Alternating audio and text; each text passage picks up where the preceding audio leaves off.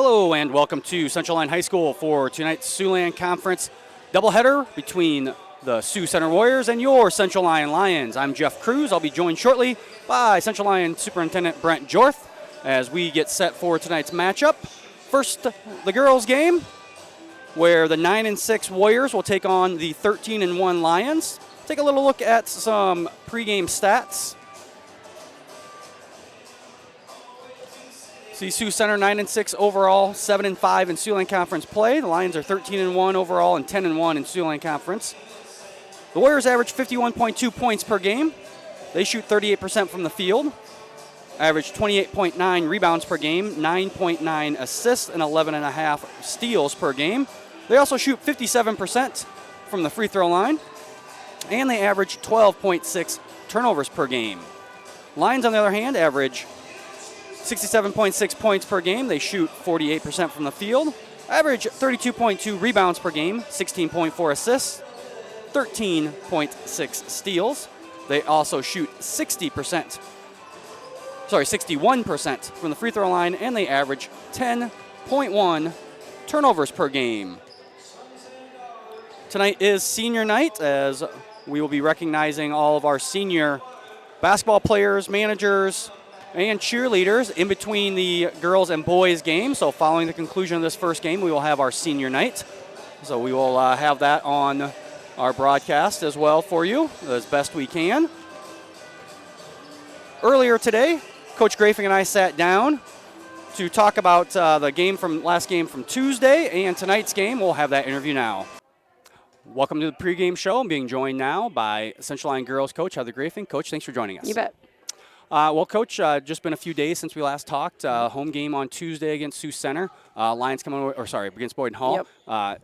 Lions coming with a victory. Tell us a little bit about that game. Well, first of all, it's been a crazy week. 3 games in 1 week, that's a lot. So I just want to give a credit out to the girls. The style we play, the speed we play, the tempo. 3 games in a week's a lot, and they have done awesome. So hopefully we got a little bit of energy left in us tonight.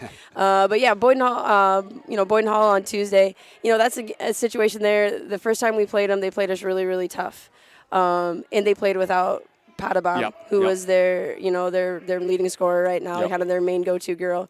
And so we knew it was going to be a battle. To be honest, our inside, we probably gave her way too many looks. We always talk about the girls that our best post defense is our perimeter defense. Our ability to put pressure on the outside and not allow those easy passes inside is key. You can't expect your post player to be the only one responsible on the inside. And so it probably defensively wasn't our best effort. However, they kept battling and they did what they needed to do. Definitely give credit to Pregame. I think she had 23. Yeah, somewhere that's only second time, I think. That's the only second time all season we've allowed an opponent to score 20 on us. The other one would have been Brooklyn Meyer when we played West Lyon. So you know what? You still got to give the kids credit. They were tired from the night before, but they found a way to make it through. Offensively, the first half, you have Kaylee Davis come out and hit some threes. Mm-hmm. After Schlumbaum's been shooting for us from the outside now, she hit a 3. In the second half, Addie came out in the third quarter and hit 4 in the third quarter. So even though, the first half, not all of our kids were hitting, I just love their attitude of, if it's a good shot, I'm going to keep shooting it. And so just, kind of tag team in there between our outside shooting really kept us in the game as well. I thought Addison Klossbor, obviously, back-to-back 20-plus point nights, really coming into her own. I mean, you know what she can do with a three-point shot. Mm-hmm. Hasn't maybe shot at the greatest all season, but these last little bit, she's really starting to come on. And when she gets hot, she's had a few of those streaks. I have seen it in the gym, just in where she can just knock them down one after another. We've started to see that a little bit more in games, which is also great to see. She's picking it up. She's playing her best basketball right now. And so when her feet are set, she's in rhythm. You just got to get her the ball. Yeah. And she's a kid that's got a shooter's mentality, and she's not going to let a couple misses get to her. If the shot's there, the next time she's going to take it, and that's what you want. So I'm really proud of her. She had a great 2 nights out, and really just gave us a lift. And you can just kind of see it. Right now, like I said, that wasn't just a 2-game thing. Right now she's playing her best basketball. So definitely excited to see her from here to the end of the year as well. And after, like you said, after Schlumba made a three, she also had a great reverse layup. Oh my gosh. Coming on our end, coming where we're sitting right now, away from the Central Lyon bench in the first half. Mr. Engelman and I were sitting up here watching. That was a thing of beauty because she went underneath, avoided, used the rim to her advantage with Potabom down there, and made that reverse layup. She's so incredibly athletic. She doesn't even realize how athletic she is. The other day too, I was playing some pickup with the girls, and when you're on the floor in the paint and she's coming at you, you gain a whole new respect for what she can do. She is so quick underneath. And honestly, she doesn't even think about, she just moves and she just knows where to go. And she's so fun to watch. And so one of the challenges I've given her recently is to try to look to score more, especially from the outside. But I tell you what, when she drives inside like that, I don't know what you do to stop that. So that was really fun. Yeah, that was fun. Now moving on tonight, Sioux Center comes in.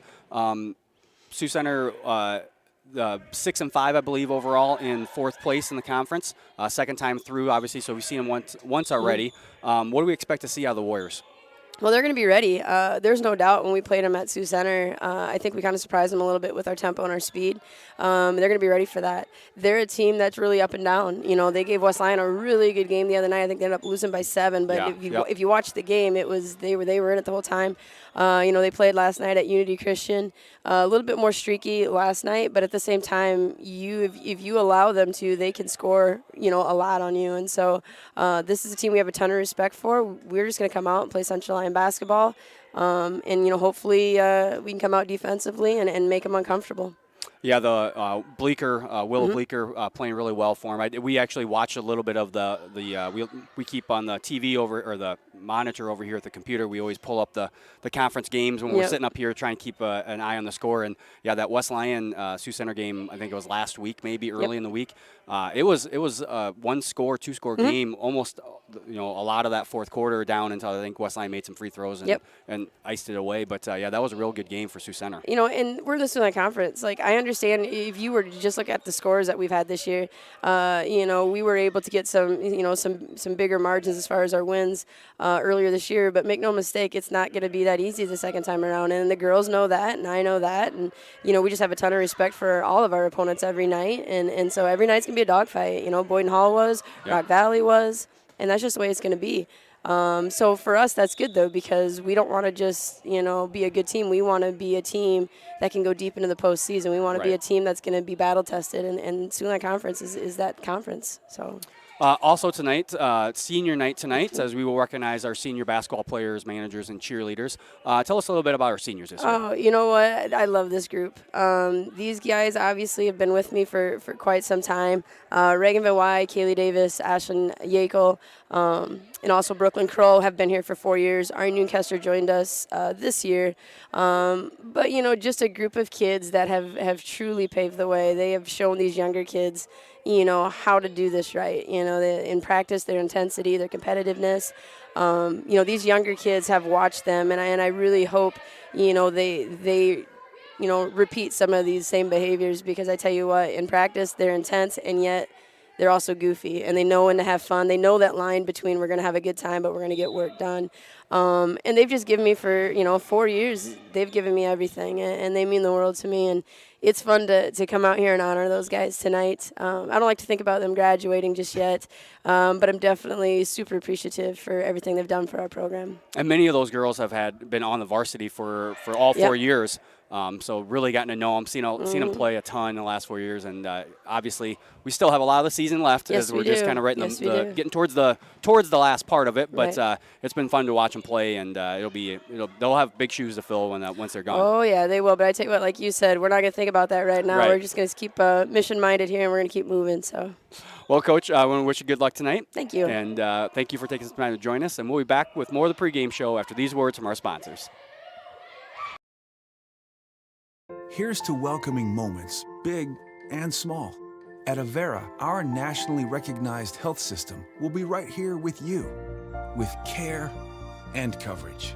Partner with Avera for more hellos, more hugs, more memories. We'll move you forward through sickness and health, and every milestone in between. Hello possibility, hello healthy, hello life. Avera, moving health forward. At Frontier Bank, we know you're busy with what really matters. That's why our Big Deal checking account was created to make banking work for you. While you're keeping up with life's daily transactions, your Big Deal checking account is earning you monthly rewards. Competitive rates, refunds on ATM fees, and more, with no minimum balance or monthly service fees required. And you can apply for a Big Deal account from anywhere in less than 10 minutes. Focus on what matters most. Bank with Frontier Bank. See a customer service representative for more information. Member FDIC. And back here in Rock Rapids as we are getting set for tip-off of our first game. I'm joined now by Central Lyon Superintendent Brent Jorth. Mr. Jorth, thanks for joining me. Appreciate the invite tonight, Jeff. Should be a good couple ball games. Looking forward to dabbling in the play-by-play. You bet, you bet. We'll take a look here at the last 5 games for both of these teams as Sioux Center is 2-3 in their last 5 games. A loss last night at Unity Christian, 71-51. They had a win on Tuesday versus George Little Rock. That was 51-11. And then they lost at Sibley Ocheyedan, lost at home versus West Lyon, and then a win versus Western Christian. So they're 2-3 in their last 5 games. Central Lyon, on their hand, is 5-0 in their last 5 games. They won Tuesday against Boyden Hall here. That was a 55-44 game. Then Monday they won over at Sheldon. That was won by about 30. And then last week, Adrian Ellsworth on Monday had a big win there. And then the week before that they had wins at home versus Rock Valley and on the road at George Little Rock.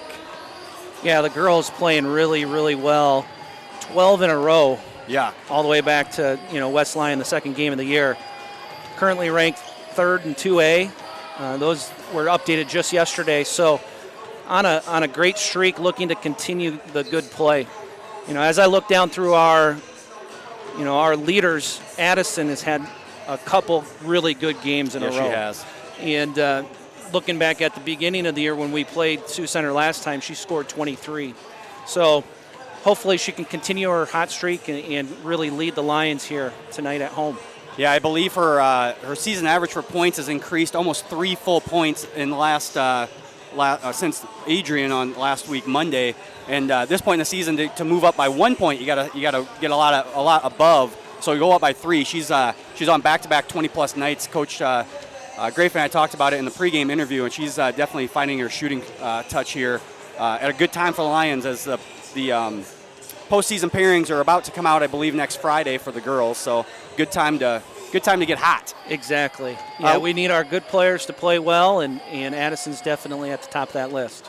Looking a little bit at the series history between these two teams, Sioux Center has won 6 out of the last 10 games, but Central Lyon did win the first matchup earlier this year. That was a 70-51 score over in Sioux Center. Taking a look at the Siouxland Conference standings, Central Lyon is in 2nd place, as they have been basically all year, having their 1 loss in conference on the 2nd game of the year to West Lyon. Sioux Center is now in 4th with their 7-5 overall, or 7-5 Siouxland Conference record. And as I said, West Lyon is leading the conference. As you said earlier, Central Lyon is the 3rd-ranked team in 2A. I believe Sibley Ocheyedan is 6th in 2A, and West Lyon is 2nd in Class 3A. Yeah, talking to your dad, Dan Cruz, if things continue to hold the way they are, we should have a pretty favorable draw when it comes to the postseason. So no need to stub our toe. We just need to continue to play good basketball and let the postseason pairings take care of themselves. That's right. Looking at our key players of the game tonight for Sioux Center, we're going to go with number 3, junior Willow Bleeker. Bleeker is averaging 10.7 points per game, shoots 41% from the field, averages 3.8 rebounds, 3.4 assists, and 2.4 steals. She is the team leader in scoring, assists, and steals, and 3rd in rebounds.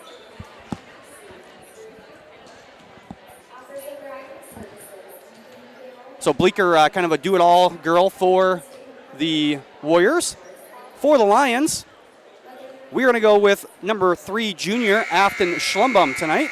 Afton averaging 5.3 points per game, She shoots 51% from the field, averages 2.8 rebounds, 4.6 assists, and 3.1 steals. Afton is the team leader in assists and steals for the Lions, having a good junior year. Yeah, Afton has done a great job kind of being the floor general. Yep. Brings the ball up the floor nearly every time. Most impressive thing for me with Afton is her ability to get to the middle of the lane and then find open shooters, whether that's Addison on the perimeter or maybe a bounce pass inside to Desta. Afton's had a great season. Looking for another standout performance tonight against the Warriors. Starting lineups now. We'll go with Sioux Center Warriors first. Number 1, a 5'3" junior guard, Taya Gisink will be starting. Number 2, Tatum Schmalbeck, a 5'7" junior guard. Number 3, 5'8" junior guard, Willow Bleeker. Number 5, a 5'10" senior guard, Austin Van Zee. And number 12, McKenna Walhorf, a 5'11" junior forward. We got word earlier that Sioux Center might be a little short-handed tonight, as for sure Reagan Jansen not here tonight, and we're not sure, but we don't think number 22 Tara Horseman is here either. Some sickness going through the program, so a little shake-up in their starting lineup. You know, the reality is all the schools across the Siouxland, I think, are battling illness.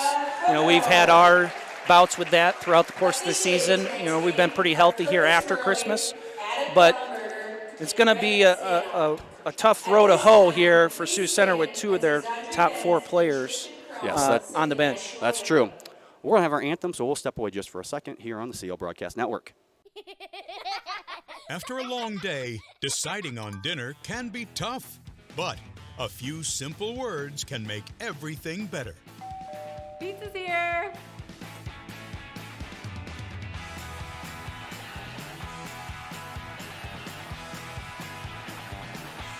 End your day the right way with pizza and chicken from the carry-out and delivery experts at your local Pizza Ranch.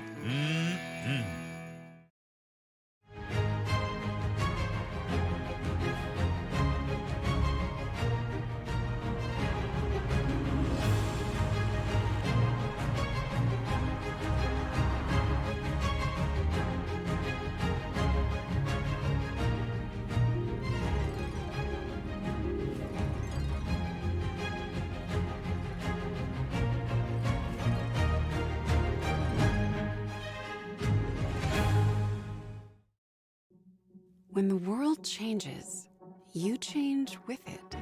By embracing new rhythms, redefining connection, and taking less for granted, you push through the uncertainty.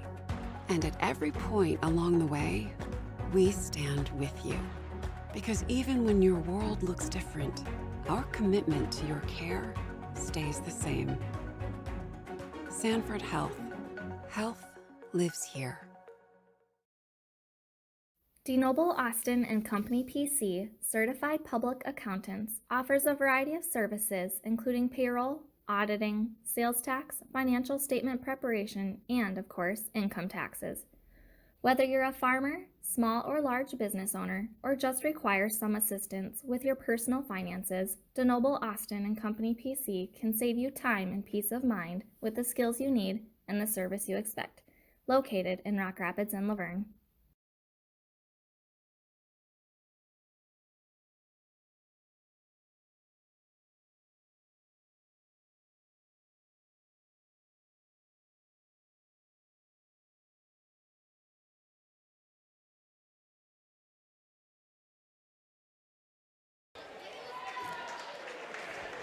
All right, welcome back to the Central Lyon Gymnasium. We had, looks like the referee called a violation on the jump ball, so the Warriors will start with it. Over in the corner to Van Zee for the Warriors. Now back to the wing. And back to the top of the key. That's Schmalbeck for the Warriors. Warriors just kind of passing the ball around on the perimeter with Bleeker on the board for the Warriors for the first score of the ball game. Lions make it quickly back up the floor, and Addison Clostebor nails a jumper from the three-point stripe to get the Lions on the board for a 3-2 lead. Good transition there, bucket by Addison. Yeah, that's, again, Lions looking to push the ball and not waste any time to get their shots. That's 2 in a row for Bleecker. That's a three-pointer. The Warriors take the lead 5-3. Hot shooting to start the game. Nice look there by Schlumbum with a backdoor pass to Van Wy, just misses. Clostebor with a steal, pulls up from 3, misses. Rebound is to the Warriors. Sioux Center up the floor with Bleecker controlling it. Schlumbum on the guard. Warriors look to drive. Good defense there by Reagan. Yeah, good use of her quickness to cut off Bleecker trying to get to the basket, and Bleecker kind of dribbled it off her leg. All right, Lions back with the ball. Schlumbum brings it up. Looks to set up the offense. Over to the left wing here, and now to the corner. A tipped pass. Lions recover.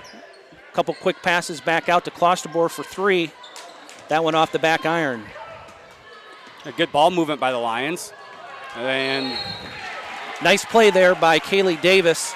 Kaylee didn't just retreat right away. She instead found the Warrior with the ball and was able to create a turnover. So it's Lions ball underneath the hoop. Davis has been known to pester the ball handlers. Yeah, that was really well done. Teams. Nice move there by Reagan Van Wy to get the basket and tie it back up at 5 apiece. Davis applies the pressure as the Warriors bring the ball up the floor. Quick pass into the middle.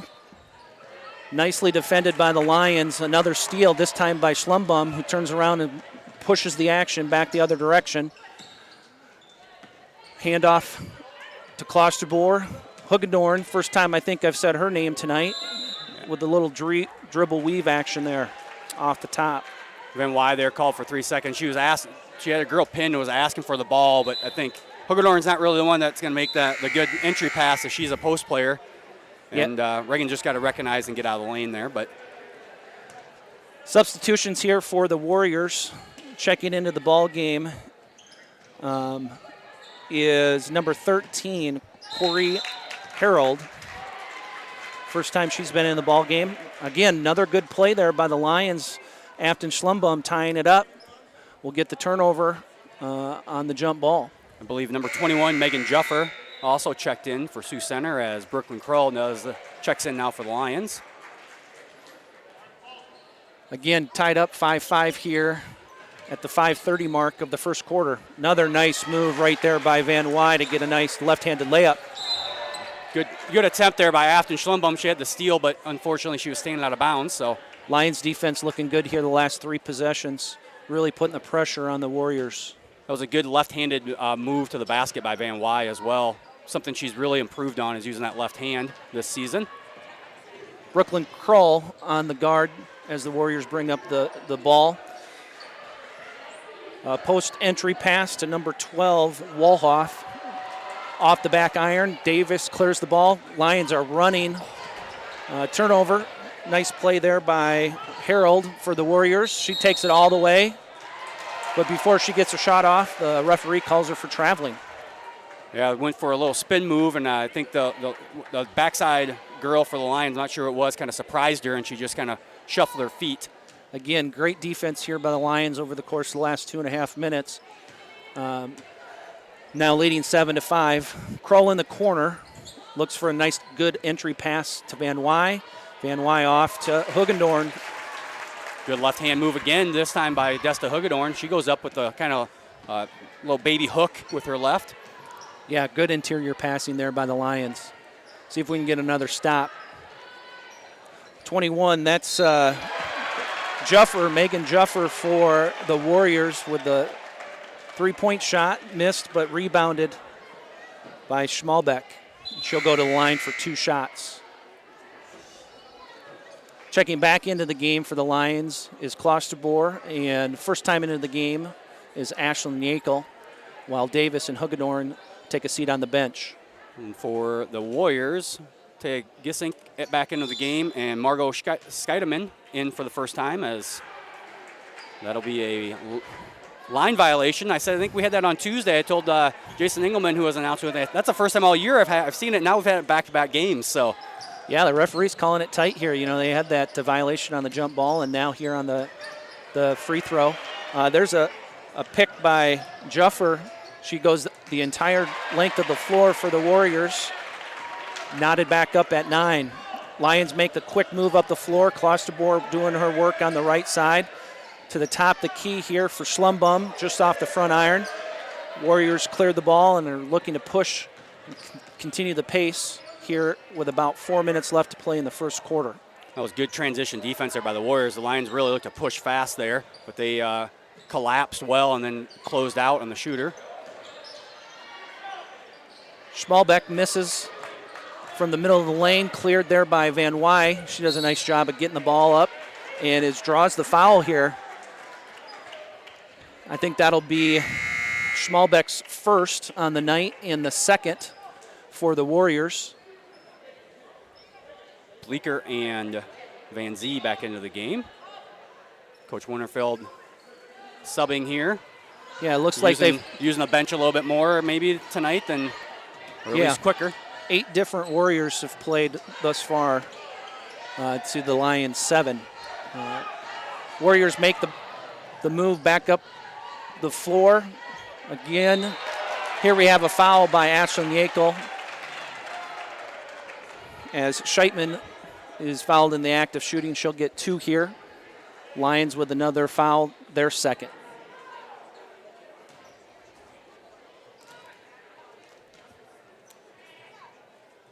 Shots up, rattles around and goes down. That'll be the Warriors' lead now, 10-9. First time since they had the lead at 5-3 earlier. I believe that is Scheidemann's first made free throw, even maybe her first attempted free throw, as looking at the stats on the season, just a freshman, and she stepped over the line again. I tell you. Yeah, I could see that one from up here. That one was obvious. 2 lane violations and a half-court, initial violation on the jump ball. Lions bring the ball back up. Davis looking for an opening on the left-hand side. Reverses the ball to Yakel. Krull fires an overhead pass back to Davis. And the Lions turn it over. Had a chance there, but Scheidemann on good help defense, able to get in the passing lane. Gissink gives it up to her teammate now. The ball's all the way over in the corner. Nice passing here by the Warriors in the half-court set. Van Zee misses, it rattles around and falls through. Yeah, not a great three-point shooting team are the Warriors, but they've made 2 of them already tonight. We have them at 2 for 2. Nice pass there from Van Wy down to Davis. Davis with the bunny. Lions cut it to 2. 11-13 trailing here with about 2 minutes left to play in the first quarter. Warriors doing a really nice job with the ball movement here in the last few minutes. Definitely. And that leads to Juffer with another layup on the left-hand side. Warriors pushing the action, looking to get the ball up the floor quickly. Bounce pass to Van Wy. She's fouled. She'll have 2 more shots coming. Again, nice movement. Lions really looking to run and get easy attempts here in the first quarter. See the replay there as Scheidemann had her hand in the back of Van Wy. One hand got the ball, the other hand pushing is what they're going to call. Yeah, looked like she got her with the body. Nice free throw there by Reagan. Looks like she's shooting almost 61% from the free throw line. So hopefully she can knock down the second and bring it back to just a 2-point ball game. There it is. Yeah, much improved this year from the free throw line is Reagan Van Wy. Yeah, I had to make sure I mentioned that every game because she always got on me last year when we mentioned that she maybe wasn't doing the greatest from the free throw line. So, yeah, Reagan's done a nice job this year as a senior leader for this ball club, whether it's rebounding, scoring, or from the line. She's done a really, really nice job. Ari Noonkester into the ball game here, forces the turnover from the Warriors with a good closeout. Warriors will take over here on the sideline. Another substitution brings Schlumbaum back in the ball game, but Davis will do the ball handling here with about 1:30 left in the first quarter. Schlumbaum on the left wing is looking for a cutter. Decides to put the ball on the ground, a little dribble penetration. Lions back it back out and move it around the circle. Davis for three, and it's good. Bailey Davis having a last since the break, basically. She's had just an excellent three-point game as going all the way back to the game against Georgia Little Rock, the second game out of break, where she had 21 points in the first quarter of that game. She's really stepped it up offensively. Yeah, that three from Davis puts us back in the lead at 16-15. Good defense, interior defense there by the Lions. A couple missed shots by the Warriors, cleared here by Hugendorn. Again, looking to push the tempo, the Lions. Ari Noonkester collects it, kind of slows it down, and now Schlumbaum looks to get a set in the offense. Bounce pass inside to Hugendorn is tipped by the Warriors, and another turnover for the Lions. We've got about 20 seconds left to play. Sioux Center's coach is calling for one shot, it looks like. We'll see what happens here. Warriors take a quick one. That leaves about 10 seconds for the Lions to get up the floor. Nice look there from Schlumbaum, just off the fingertips of Hugendorn. Yeah, Hugendorn there tried to just one-hand it and kind of stop the momentum. Probably should have grabbed it with two hands and just slowed herself down a little bit, because probably would have been in there for a layup. Yeah, she had a wide open path there to the left-hand side of the basket. And Klosterboer picks up a cheap one here with 3 seconds left to play in the first quarter. Her first of the ball game. Warriors have 3 seconds to find a shot.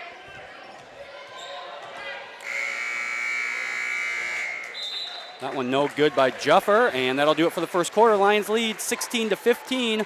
Lots of scoring here in the first quarter here on the CL Broadcast Network. Here's to welcoming moments, big and small. At Avera, our nationally recognized health system will be right here with you, with care and coverage. Partner with Avera for more hellos, more hugs, more memories.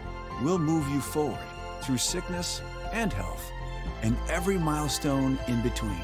Hello possibility, hello healthy, hello life. Avera, moving health forward. At Frontier Bank, we know you're busy with what really matters. That's why our Big Deal checking account was created to make banking work for you.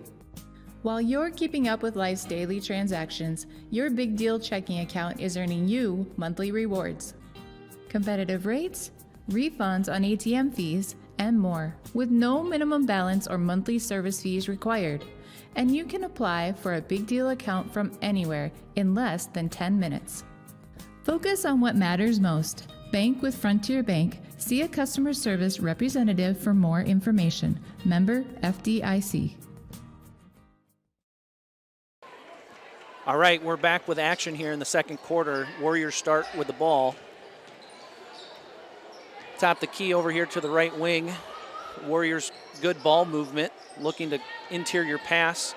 Tipped by Davis. Davis with the steal. Out quick, but a little too quick as she stumbles along the right-hand side of the floor and turns it over with a travel. Warriors will take over, trailing 16-15. 15 seconds gone here in the second quarter. Warriors quick back up the floor, looking for a cutter along the baseline. Back to the wing. Warriors moving, good ball movement again. You can tell that they've had a lot of practice looking for their post entries. Yeah, they've got a few taller girls. The freshman Gerleman out there at 5'10". They also have Van Zee at 5'10". They're missing probably their two tallest girls in Horseman and Jansen, so I'm sure that the post-entry stuff is something that they really work on, try to take advantage of that. Lions back with the ball inside. Hugendorn's fouled there by Scheidemann.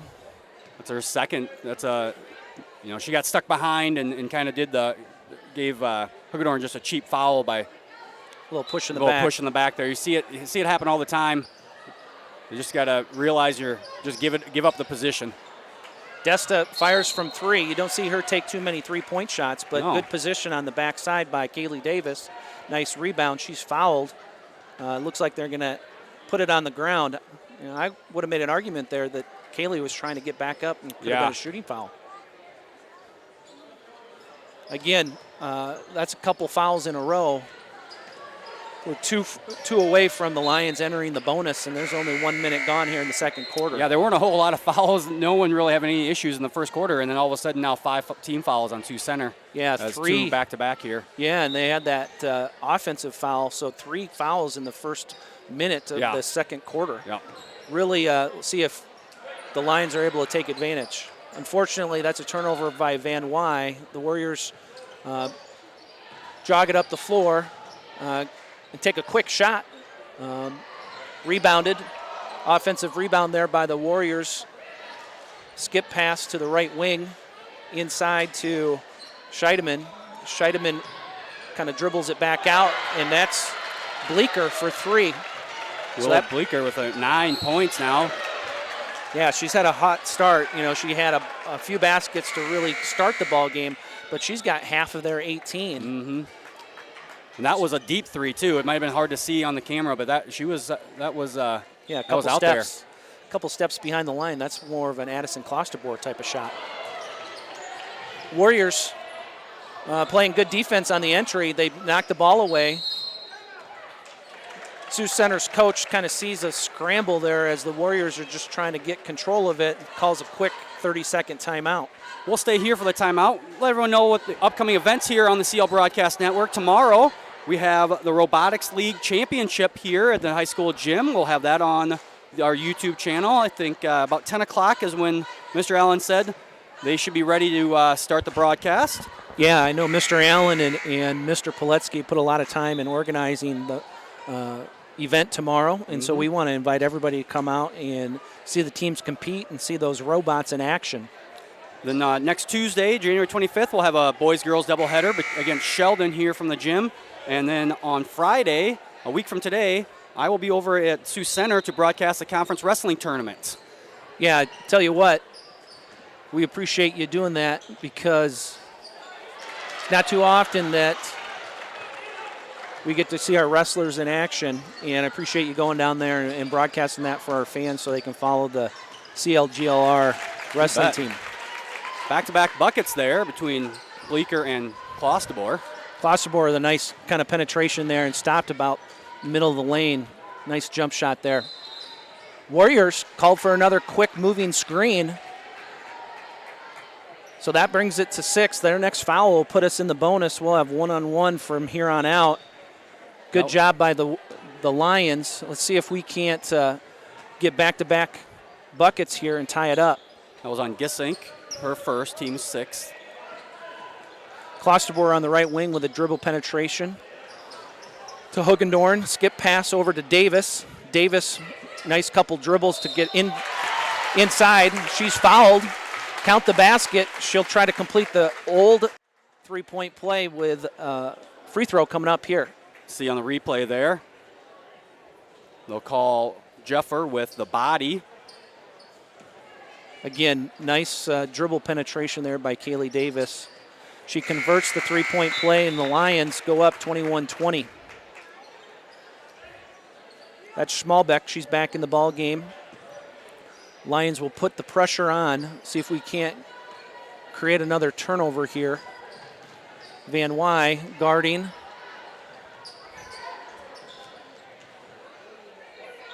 Again, Sioux Center doing a nice job of perimeter passing, and that time we gave up the baseline. Easy putback there for the Warriors. Yeah, it was a good baseline take there by Bleeker and then able to get her own rebound. Klosterboer fouled in the act of shooting. That'll be 3 shots. Looks like she got caught on the wrist on the follow-through, so hopefully Addison can knock down 3 shots here. And that was on Van Zee, her first, team 8th. Definitely. So almost close to the double bonus here already for the Lions. Definitely something to watch, with that depleted bench with the two girls out with illness tonight. I'm sure that's something Coach Grafing will have a conversation about with their girls, is continue to be aggressive. Yeah. Afton Schlumbum checks back in for Kaylee Davis. She'll take a break, grab a drink, and be back in the ball game here in a few moments. Klosterboer misses the third, goes 1 for 3. We're tied up 22-22. Immediately, Desta Hugendorn with the steal. Schlumbum up the floor to Brooklyn Kroll. Brooklyn Kroll misses the short one. Looks like she got a little bumped on that. Surprised we didn't get another foul call. But Klosterboer with a quick steal. She brings it up. Crossover to the top of the key to Schlumbum, over to Hugendorn. Another skip pass. Klosterboer sizes it up and waits for the Lions to kind of set up their offense. Another skip pass the other side to Brooklyn Kroll. Turn around, missed by Hugendorn, but Van Wyk again in the right spot on that backside. Nice rebound, fouled in the act. She'll shoot 2. You see the rebound or replay there, and Van Wyk gets the rebound. And then Scheidemann, she's straight up, but her hands are slapping. I don't know if you could see it on the replay, but it happened right in front of us. Left hand hits Van Wyk on the wrist as she went up for the shot. Again, Reagan, great position there. Once she saw Desta had it on the left block, Reagan immediately got to the right block because she knew if she missed, that's where it was going to pop off to. Just a smart play. As soon as your defender leaves you and comes for the help side, you got to start crashing and be an option to either pass or get the rebound. Good job there by Reagan, knocking down both of her free throws. Lions take the lead 24-22 with about 4 minutes left to play in this first half. This time it's Yakel that's called for the foul. Looked like she got her with the body as well. Be the Warriors' ball underneath. Lions make the switch to a zone offense on that inbounds. Got to make sure they close out. Nice steal there by Schlumbum. She races back up the floor. Scoop, left-handed layup. Nice play there by Afton. Sioux Center. That was a tough layup there for Afton Schlumbum as Sioux Center calls a timeout there. Did a great job controlling it on the way up with the left hand, as it looked like maybe she was going to lose it for just a split second. Yeah, I mean, that's not easy in traffic with your non-dominant hand. Nice job by Afton to convert that. Lions take a 4-point lead, and Coach Winterfeld doesn't want to let this mushroom, so he calls a quick timeout. Yeah, I want to take this opportunity during the timeout to thank our sponsors, Avera Medical Group, Frontier Bank, Pizza Ranch, Premier Bank, Sanford Health, DeNoble Boston Company PC, and the Pepsi Beverage Company. Not only they sponsor our broadcast, but they sponsored our video board for when you are in the gym here. So we want to thank them each and every time we are here in the gym and on our broadcast. Yeah, it's just amazing the amount of views that we get on our YouTube channel for all of our events, and it's thanks to those sponsors for allowing us to put this in people's homes, especially on a night like tonight where it's snowing outside. Yeah, exactly, yep. Or, like you said, next Friday, having the ability to do our broadcast, to broadcast the conference wrestling, while there will also be 5 Siouxland Conference basketball games going on, so all those fans able to tune in from any team to keep up on the wrestlers while basketball games are going on as well, so that's always nice. Ooh. Sioux Center called for a travel there. It's just got one extra step, and Schmalbeck turns it over. It'll be the Lions' ball. It looked like she was looking for the roll part of that play, and Lions had it defended well. Ari Noonkester into the ball game with a quick shot there. Looked like, that was Dion Jansma. Yeah. The red hair confused me. Looked like, I think maybe Gissing got a hand on that one, get a little piece of it for a block. But yeah, I didn't see Dion check in at it either on the break. That was Harold for 2. Cuts the lead to 2. 26-24, Lions lead. Brooklyn Kroll, nice move there around the left elbow. She just misses, cleared by the Warriors as they look to bring the ball back up the floor. Jansma on the defense. Nice defense there by the Lions, forcing the Sioux Center turnover. And we've got 4 Lions checking in. Slumbum, the only person that'll stay on the floor. It looks like we got our starters back. Yep, Coach Grafen went back to the 5 starters. Got our 1-4 high set here. Nice picket fence move there by Klosterboer. Defended well by the Warriors.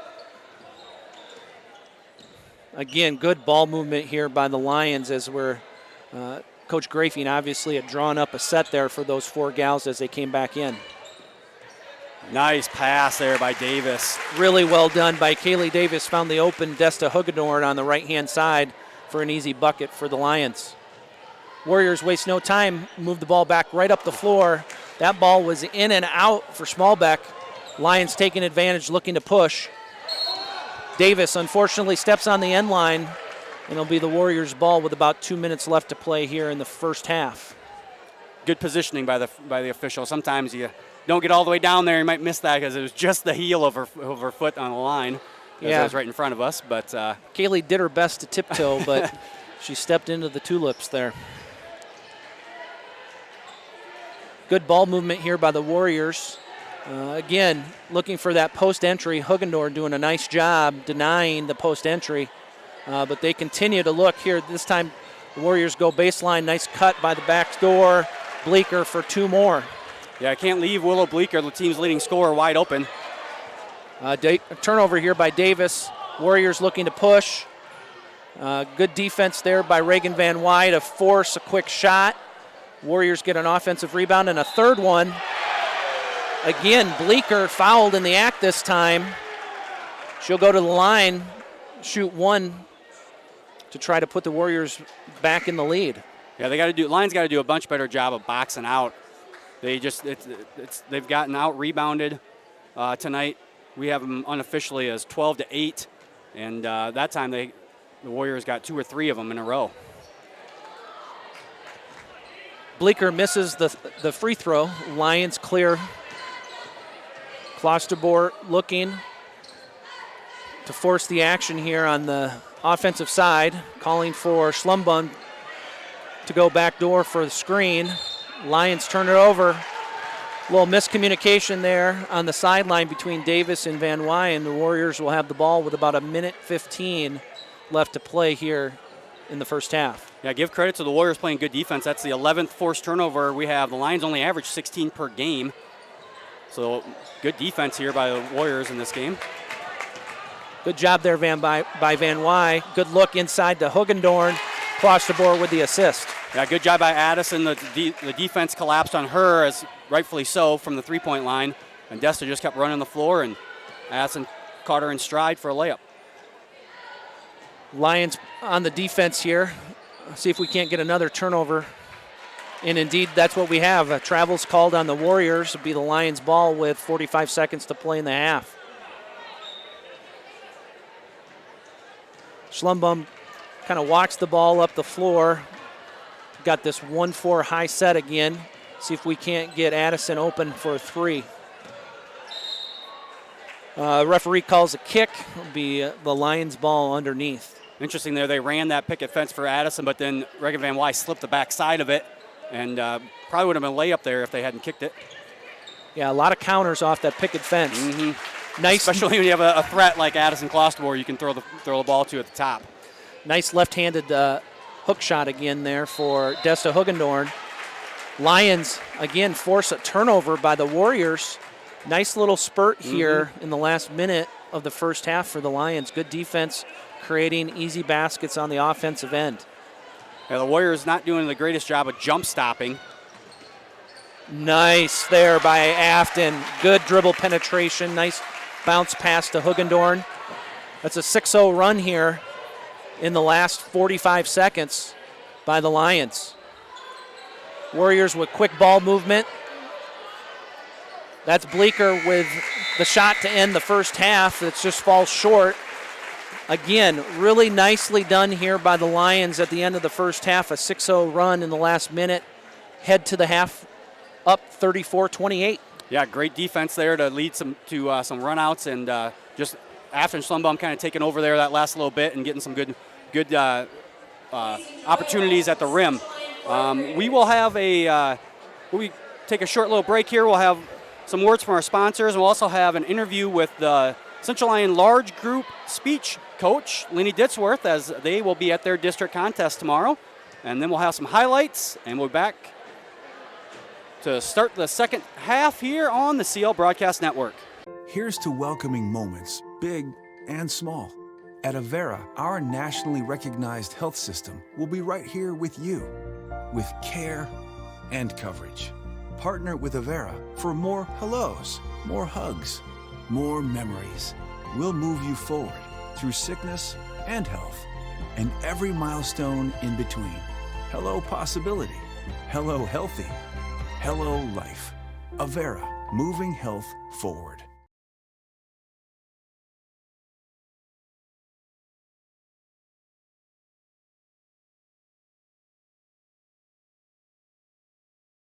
At Frontier Bank, we know you're busy with what really matters. That's why our Big Deal checking account was created to make banking work for you.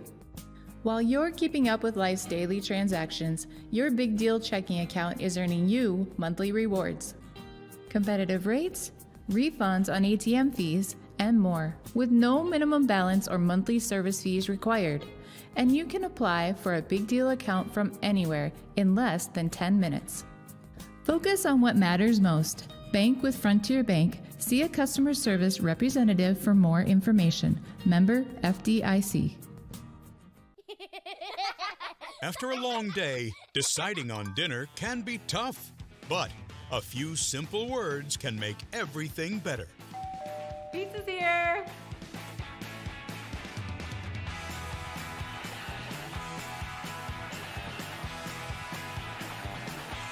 End your day the right way with pizza and chicken from the carryout and delivery experts at your local pizza ranch.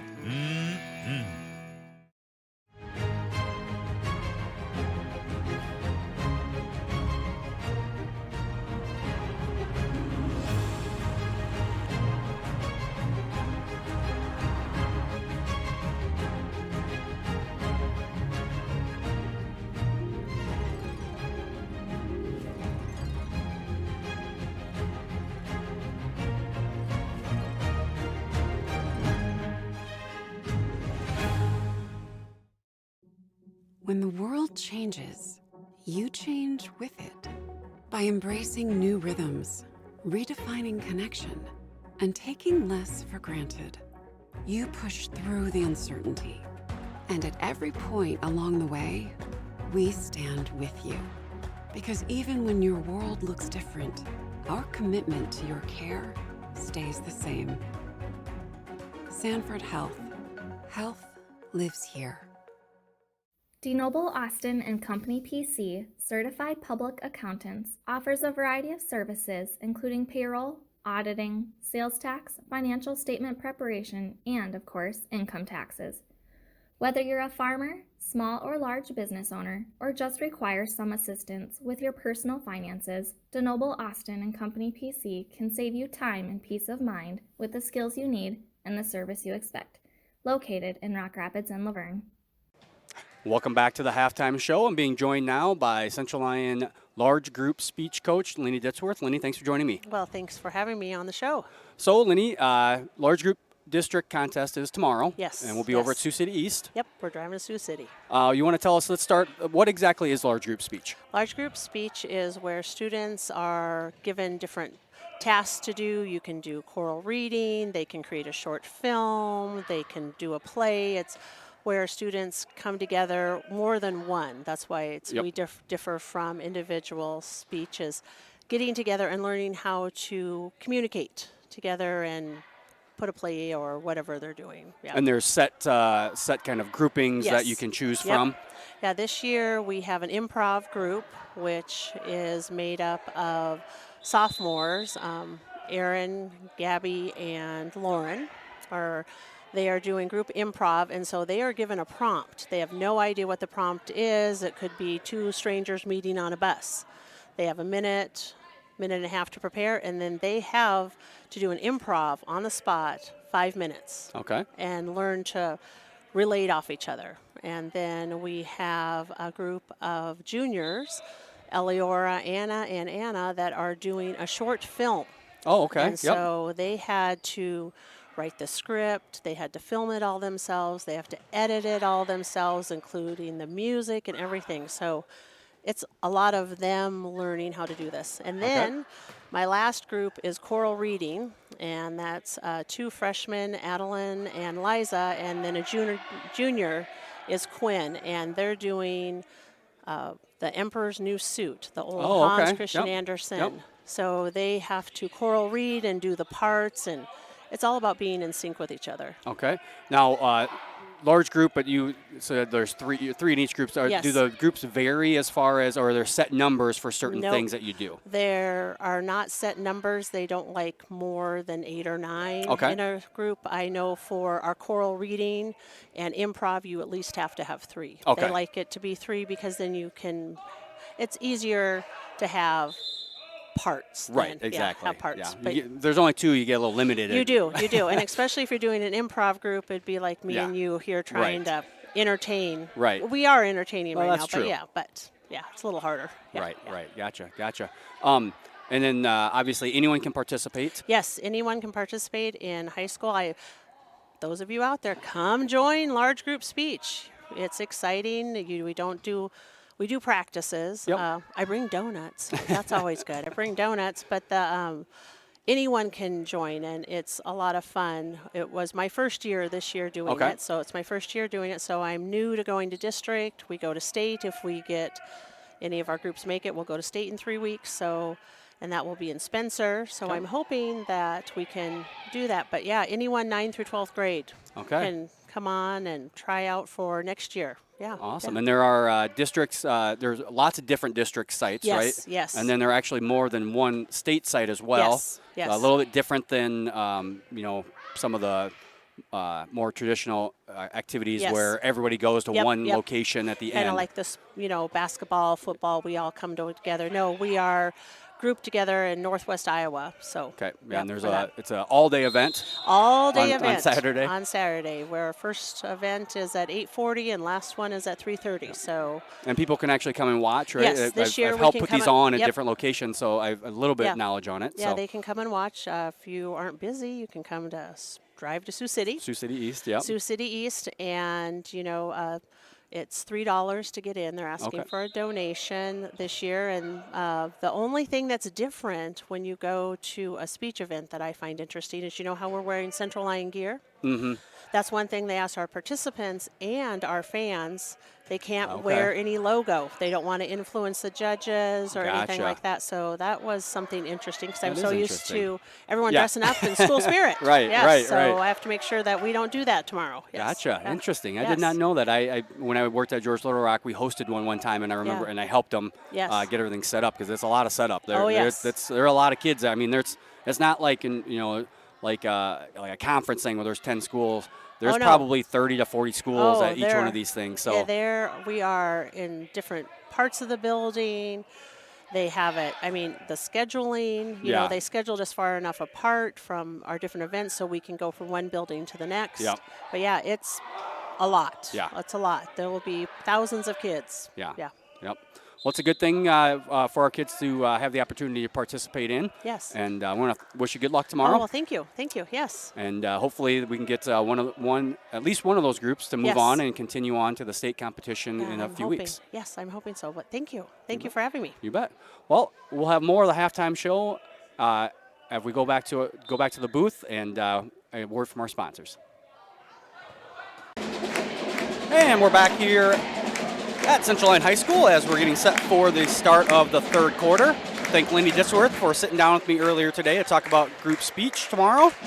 Yeah, we wish all the kids that are participating the best of luck as they make their trip to Sioux City tomorrow. It'll be an early morning for some of them on a Saturday. Yeah, not only early morning for their speech kids, I think Mr. Allen said he's going to be here at 5, hopefully starting to set up for robotics. And the wrestlers are over in Parkston, South Dakota, and I think they're leaving at 6:45. So everything going on tomorrow is going to be early. So Yeah, we wish everybody the best of luck. Lots of opportunities for our high school kids especially to get involved. So fortunate to have great sponsors like Lenny Ditzworth, Coach Eben and his staff of the wrestling, and obviously we've already talked a little bit about Mr. Allen and Mr. Poletsky and all of our robotics kids. Yeah, lots going on here as always. So Lions with a 6-point lead. Forcing 18 turnovers, what we have for them up here, did the Lions, but committing 11, that's a little bit more than what the Lions are used to. Definitely. I'm sure Coach Grafing went in and talked about the importance of taking care of the ball the second half and recognizing Bleecker. She's got 15 of their 28. We need to really slow her down. Don't let her get any easy ones and get a hand in her face when she's spotted up from 3. All right, Schlumbum brings the ball up here to start the second half. Hoogendorn looking to post on the right block. Klosterboer forced to pick up her dribble.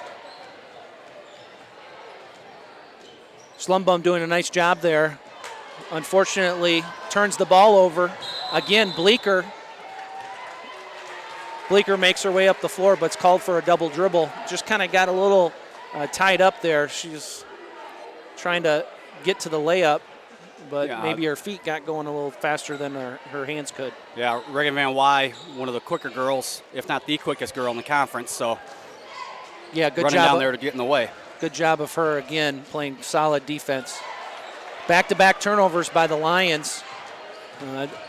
Unfortunately, not able to capitalize on that 6-0 run to end the first half. Fortunately, the Warriors turning it right back over to us. Yeah, a little sloppy to begin the play of third quarter here with 4 straight turnovers. Yeah, coaches can't be happy with the way the second half has started here. Hopefully we can end that here. Again, nice counter there by Afton to get to the layup. Yeah, much better job there. Not picking up the dribble and just seeing what the lane is going to be wide open and taking the hard dribble on the right-hand side for a layup. Warriors, again, looking to penetrate here. That's Harold with the turnover, dribbles the ball out of bounds. She gives a kind of a quizzical look to the official. Yeah, I think she didn't realize it, but the ball hit her after the shot, and she was on her hands, and her hands are out of bounds, so technically she's out of bounds, and it's a turnover. She had no idea the ball was even there, but that was fortunate for the Lions. Lions run the same picket fence play there, this time well defended by the Warriors. Ball's on the right-hand wing here by Schlumbum. Nice dribble penetration, bounce pass inside to Van Wy. Back it back out, that's Addison for 3, off the back iron.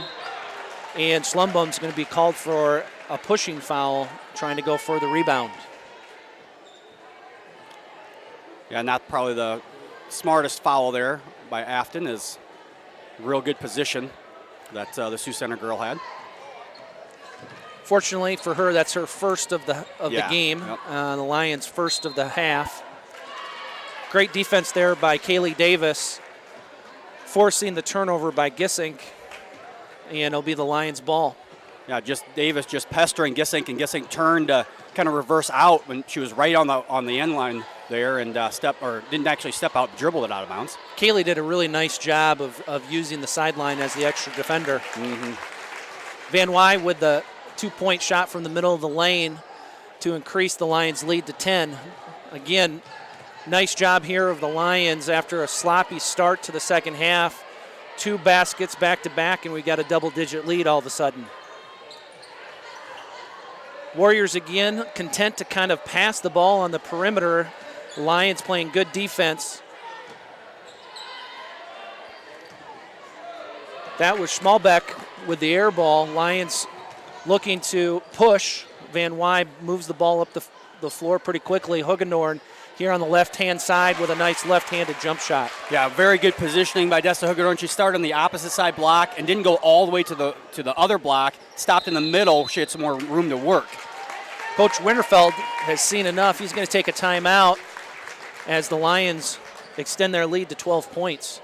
Yeah, 6-0 run to end the quarter, and now a 6-0 run to start the quarter after a little sloppy play to begin with back-to-back turnovers by both teams. But the Lions up by 12. As the cheerleaders come out, I want to make sure we recognize Exandria Benz and Elizabeth Eben, as they found out last night that they will be cheering in the Shrine Bowl this summer. My wife is the cheer coach, and they had to submit a video tryout. So they did that a couple weeks ago, and they had there's an application type thing where they fill it out, and they send in a video, and then they get judged on how well they do. And both girls, those are the only two applied, and they both are going to be cheering this summer. So that's excellent. It's great for our cheerleaders to be able to support the Shriners. And do they have to participate in kind of the fundraising just like the football players do? That's a good question. I should ask. I think we've had a cheerleader go before, but I think so. I think they're a part of it. Good defense there by Hugendorn. Contested three-point shot leads to a run out for the Lions. Just off the back iron for Davis. And we get a jump ball. Great defense right there by Afton Schlumbum, tying it up. Goes back to the Warriors, but again, not being content just to run back down the floor. Good defense there by the Lions. Yeah, that's one of the things the Lions do quite often. Even on a turnover or a missed basket, they don't retreat right away. Sometimes it gets them in a little bit of trouble, but a lot of times it leads to turnovers. Good defense there by Kaylee Davis. Ooh, I think we got bailed out. Looked like Kaylee tipped it, and then the Warriors touched it. But I guess that's what happens when you're playing at home and you're second in the league. We'll take the call. Kaylee Davis here handles the ball at the top of the key. Looking inside, passes over to the left wing.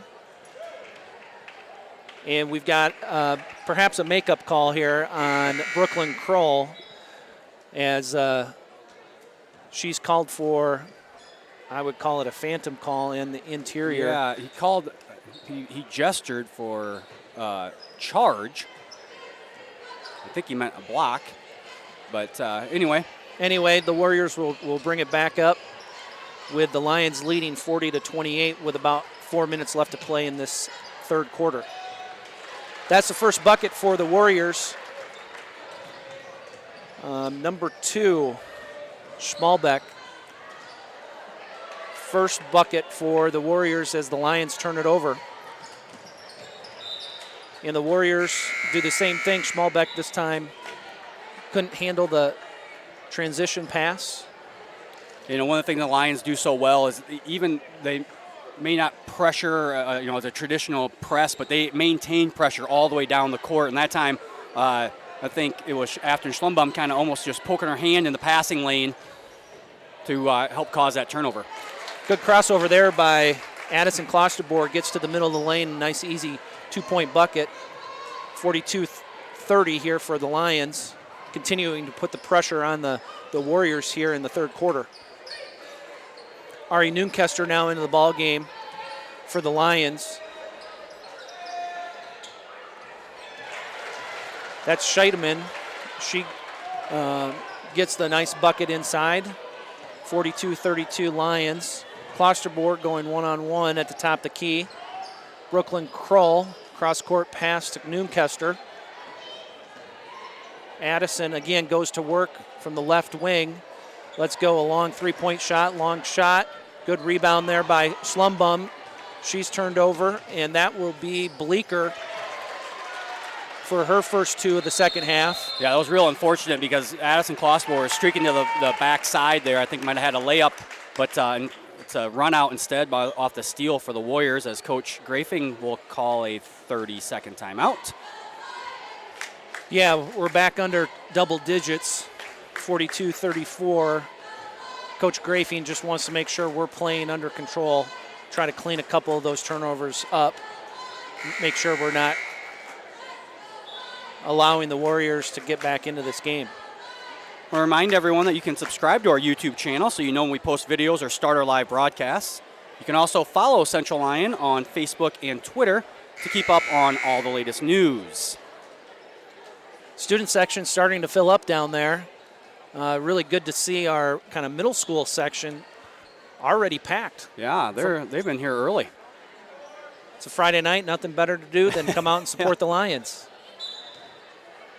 All right, this time Klosterboro will bring the ball up. Warriors playing man-to-man. They've been in that almost exclusively the entire game. Schlumbum gets to the middle of the paint. Back out to Noonkester. Yakel's checked in. She gets a touch. Bleeker this time with the steal, and the Warriors are off and running. Juffer with the pass to the top of the key.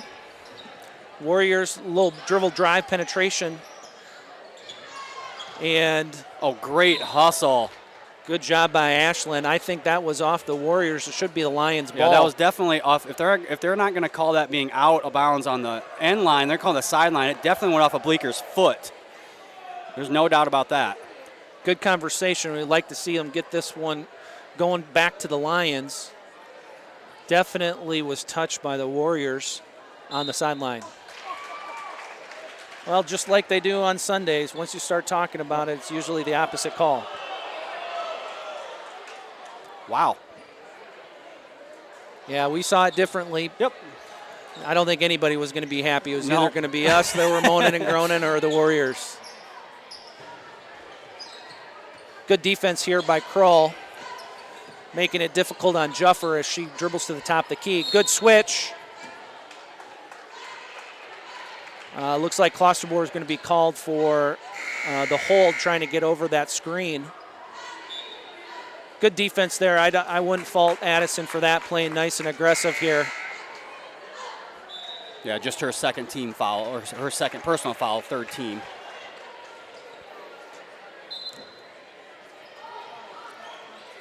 Bleeker with the ball for the Warriors.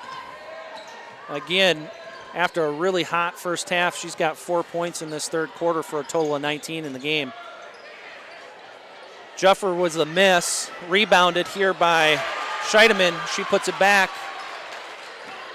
The lead is down to 6 as the Lions push the ball by Kaylee Davis. A stop and go dribble back outside for Van Wy for 3. That stops the bleeding. That's the first bucket in the last probably 2 minutes for the Lions.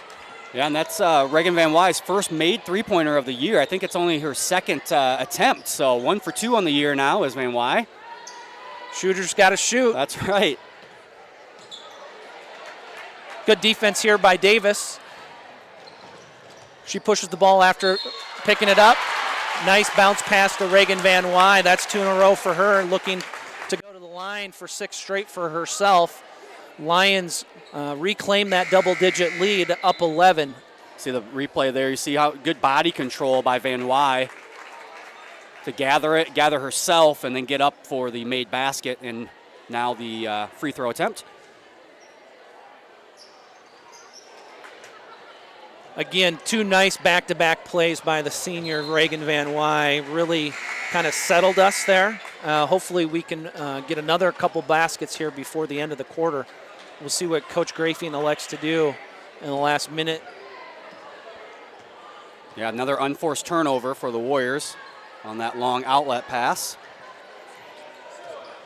Ari Noonkester in now, runs the picket fence. Nice cut here by Jansma to the right elbow. Great hustle by Noonkester on the offensive rebound.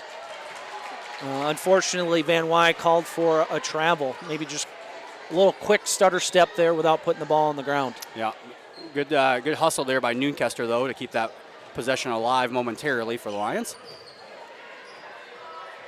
Warriors with the ball, a little dribble penetration, a little dribble weave action here, looking to get into the middle of the lane and quick couple passes. Good defense by the Lions. That's Van Wy on the ball. Noonkester stops the dribble penetration. Good defense here. Looks like Sioux Center's going to hold for the last shot. Again, Warriors, good dribble penetration. Van Zee with the missed attempt, cleared by Hugendorn. Good defense there at the end of the quarter. Yeah, very good defense. That was about 30 seconds of good defense on all 5 girls out there for the Lions, as they'll take an 11-point lead into the last quarter here on the CL Broadcast Network. After a long day, deciding on dinner can be tough, but a few simple words can make everything better. Pizza's here.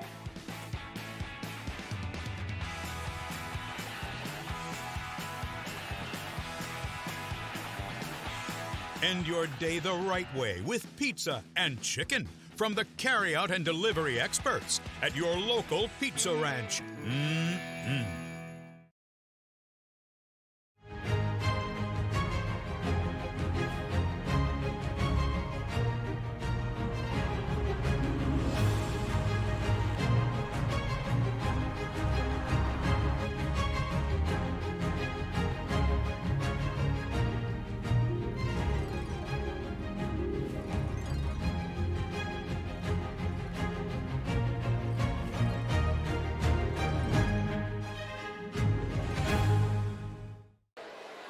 Back here in Rock Rapids for the start of the fourth quarter. Lions lead by 11. They'll start with the ball. As we were talking in the break there, somewhat surprising, we've got 0 bench points here through 3 quarters. The Lions starters scoring all 47. Desta Hugendorn with 2 more extends the Lions lead to 49-36. That's her 14th point of the ball game. Her and Reagan Van Wy doing most of the scoring tonight for the Lions. The Central Lyon ball off the missed shot there by the Warriors. Good box out by Desta. She just got shoved. Yeah, I was afraid actually the ball might hit her when she was laying on the ground. Yeah, it's a good job by Desta with position again. She's done a really nice job of establishing that on offense and defense. Yeah, just a sophomore. Hugendorn's come a long way. Yeah, bright future for Desta, no doubt about it. Works really, really hard on the interior, good positioning, good body movement. Looking for big things for her on the last half of the season here. That foul was called on Walhoff of the Warriors. Just the second team foul, her first. Neunkester inbounds the ball, gets a pass quickly back to her. She misses. And it looks like Dion Jansma is the one that touched it last. Harold will inbound the ball for the Warriors. The Lions continue to be content to bother the Warriors as they bring the ball up. Not looking to trap, just looking to force them to dribble the length of the floor. Yeah, maybe sped up a little bit, going a little faster than they want to. But yeah, like you said, nothing too intense for the Lions.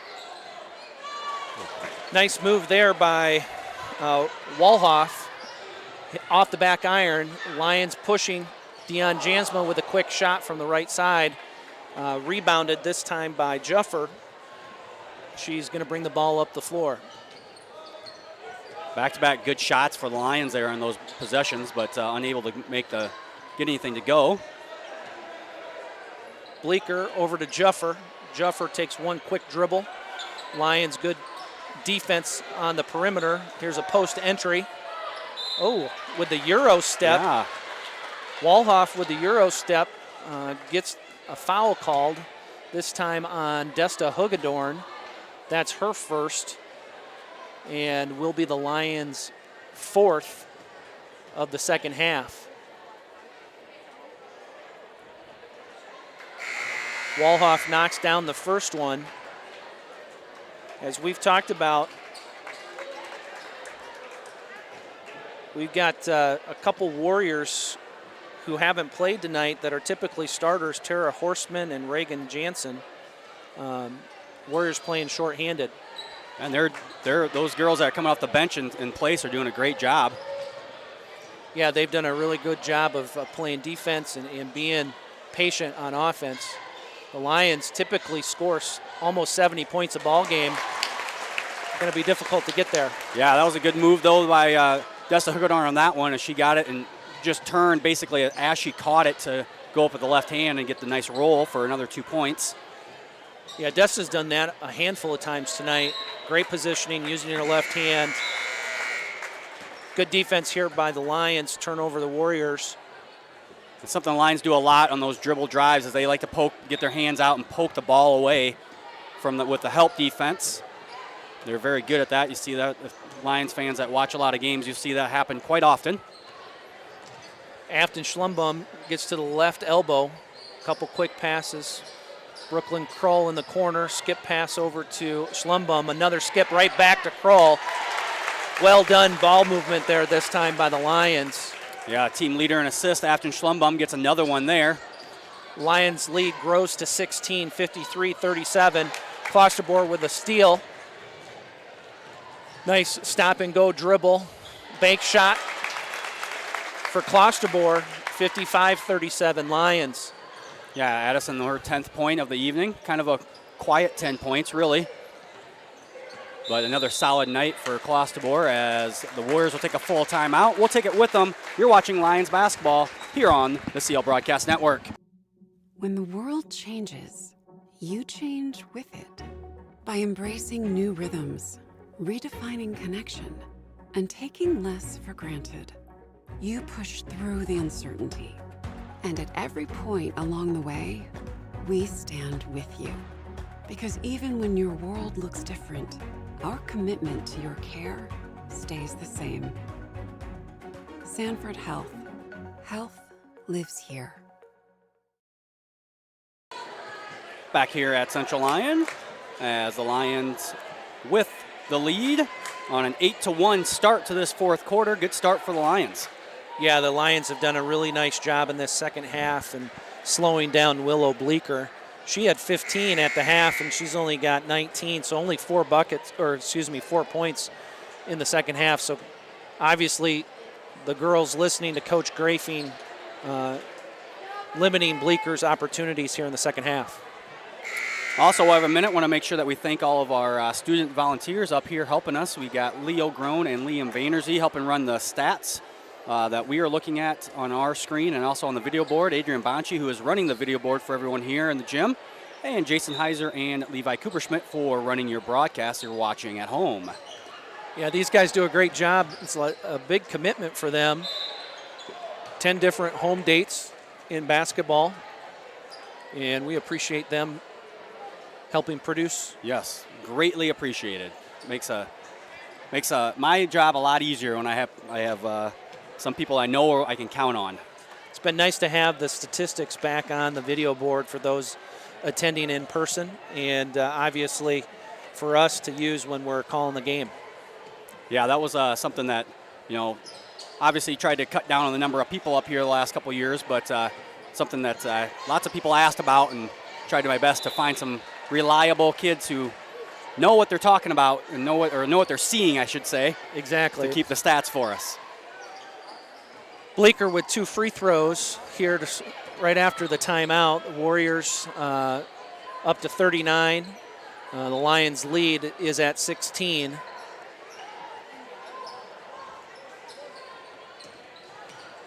Sioux Center, again, that bucket here is by Harold, sophomore, getting a bunch of playing time tonight. And that was a nice move by her, a little left-handed layup. Addison trying to go off the dribble. Good defense by the Warriors. Again, great dribble penetration there by Afton. Yeah, when Afton Schlumbum goes into the lane, if you collapse on her, you better have good help defense because she will find an open girl if there is one open. And she's done that now quite often here in this fourth quarter. Nice job here. Here's Harold again looking to get open. Bleecker from the corner. Rebounded by Hugedorn. Schlumbum with the ball on the left-hand side. Bleecker does a nice job of kind of slowing her up and knocking the ball out of bounds. I really like watching the Central Line girls. The boys do a lot too, but as soon as we get the rebound, they know the rebound's secured. They are off and running. Regan Van Wy's got her hand up at the half-court line already, wanting the ball, wanting to push and go. It's fun basketball when they are able to do that. A lot of team chemistry there, to be able to just kind of trust your teammates to do their job and look to push the ball. Ashlyn Yakel passes the ball back out here to Kaylee Davis. Davis with a couple extra dribbles. Warriors harassing her.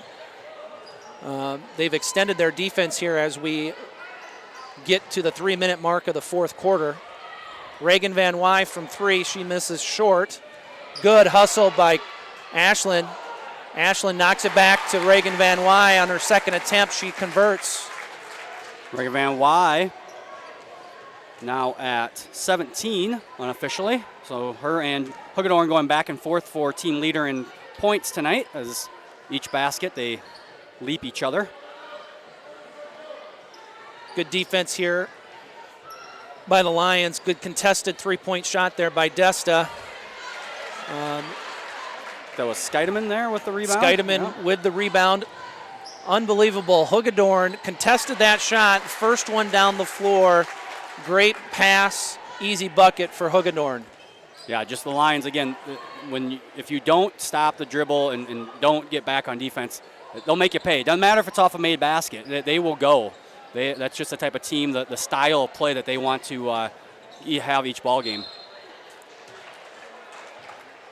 I think Ashlyn Yakel is going to get called for a foul here. Yeah, Ashlyn gets her third. The only Lion that's in foul trouble. We'll see if Coach Grafing keeps her in or if she brings somebody else off the bench. Yeah, for the Warriors, they only have 11 total fouls, so nobody really in foul trouble for them. Huggendorf and Klosterboer are off the floor. Wouldn't be surprised if they're done for the night as Noonkester and Kroll check into the ball game. Harold missed the first one of the two-shot foul. Second one is missed. Reagan Van Wy with the rebound. She'll bring up the ball, set the offense. Lions content to just kind of dribble and set up their offense and look for an easy basket. At this point, it's layups or free throws. Good ball movement over here. Van Wy out to Kroll. Nice cut by Ashlyn. She just lost the control of it. Yeah, good defense there by the Warriors to get a little hand in the passing lane. Van Zee in the corner to the Harold at the top of the key for the Warriors. Over to Bleeker. Gessink with the post entry here to the Warriors. Again, a couple offensive rebounds for Sioux Center.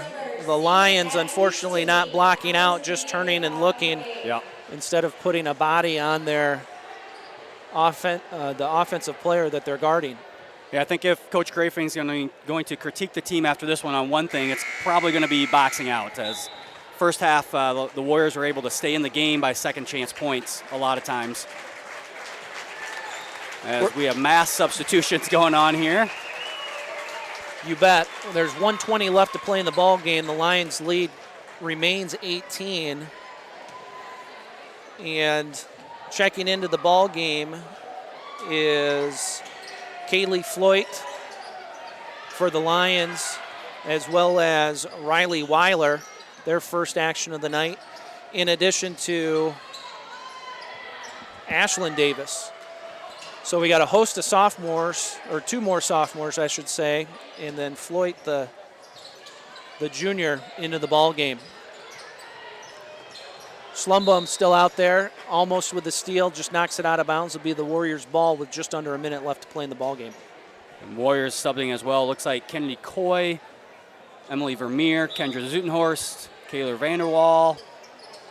Everybody getting an opportunity to play here in the last minute of the ball game. And all the girls from both teams, I do believe, have checked in now. Good defense there by Weiler. Tips the ball out to the mid-court line. Jansma on the defensive check. Over here to Vanderwall.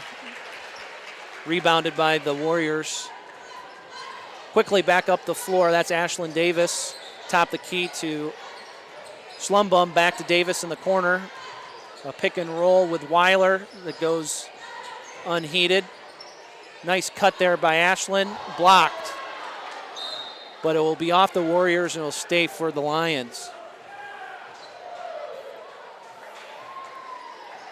Ashlyn will inbound the ball with 14 ticks left on the clock. Dribble into the middle of the lane. Kaylee with the shot. Warriors with the rebound. And that'll do it as Riley Weiler gets into the stat book with a steal to end the ball game. So the Lions get the 61-45 victory. They take the season sweep of the Warriors as they won the first game of the year, 70-51. So another win for the Lions. They move to 14-1 overall, 11-1 in the Siouxland Conference. The Warriors will fall to 9-7 overall and 7-6 in Siouxland Conference play. Again, after kind of a slow first half, the Lions did a nice job to close out the first half on a 6-0 run, and then another 6-0 run to start the third quarter, ultimately leading to the 16-point victory. Well done by the Lady Lions. And like you said, another win moves the team to an impressive 14-1 overall, setting up a nice stretch run here on the back half of the conference schedule. Yeah, the Lions will be in action again on Tuesday here versus Sheldon, and then next Friday over in Okoboji. And then we have the week after that, we are on the road for both games, and then we'll finish the season out on Monday and Tuesday of that first full week in February at home for the girls. Yeah, I know the girls and Coach Grafing don't want to talk about West Lyon until it's that week, but you know that one's looming in the back of their mind.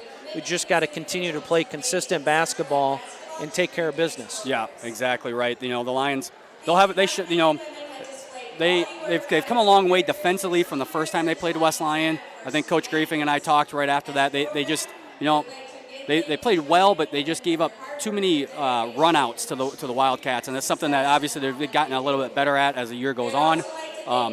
You know, the game, you know, West Lyon's a 3A team, we're a 2A team, so it's not really going to matter when it comes to the postseason, as we won't see them again. But the Lions will hopefully go into that game with the opportunity to win and have a tie at least for the Siouxland Conference Championship. So, you know, the Siouxland Conference Championship is an important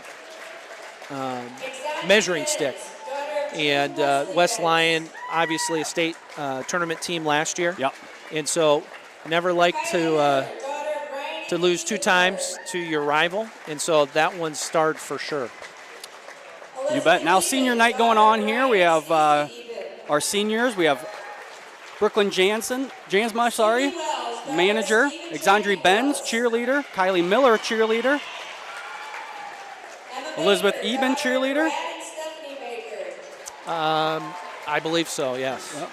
We have Sydney Wells, cheerleader, Emma Baker, manager, Raylan Kruger, manager. There's a lot of seniors in this group between when you start taking managers and cheerleaders and everyone into account here. Yeah, we had the banners up in the Commons today, and I think I counted 18 seniors between the boys and the girls, basketball team, the managers, and the cheerleaders. The girls basketball players being recognized now. Kaylee Davis, Brooklyn Krull, Ari Noonkester, Ashton Yakel, Reagan Van Wy. And now the boys, Rex Van Wy, Reagan and Rex twins. We have Mason Gerleman. We're going to have the whole gym, have the whole court, length of the court filled with people here. Nate Miss is out there. Cam Montag. Jay Schrick is up next.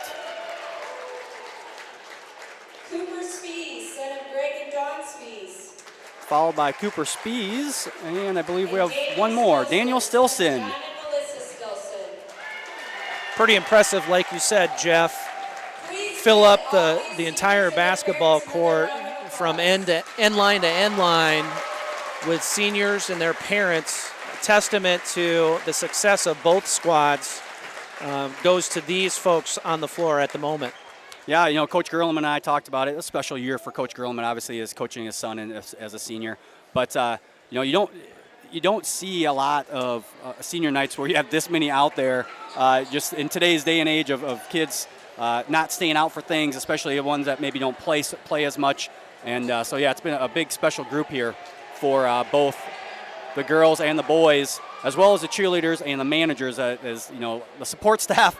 As a football coach, I know firsthand, you got to have good support staff people as well, because they really make things go smoothly. Yeah, and that goes for practice just as much as game night. They're putting in as many hours many times as the players, because especially in basketball, they're resetting the clock, they're setting up drills, they're entering stats. So we really do tip our caps to all the managers that help. And then we also want to recognize the cheerleaders. A lot of time and effort for them over the course of the last 4 years, and we appreciate them showing up and pumping up the crowd and keeping everybody involved. So we are going to take just a second here and reset for the boys' game, as they will get warm-ups going here as soon as they get the court cleared.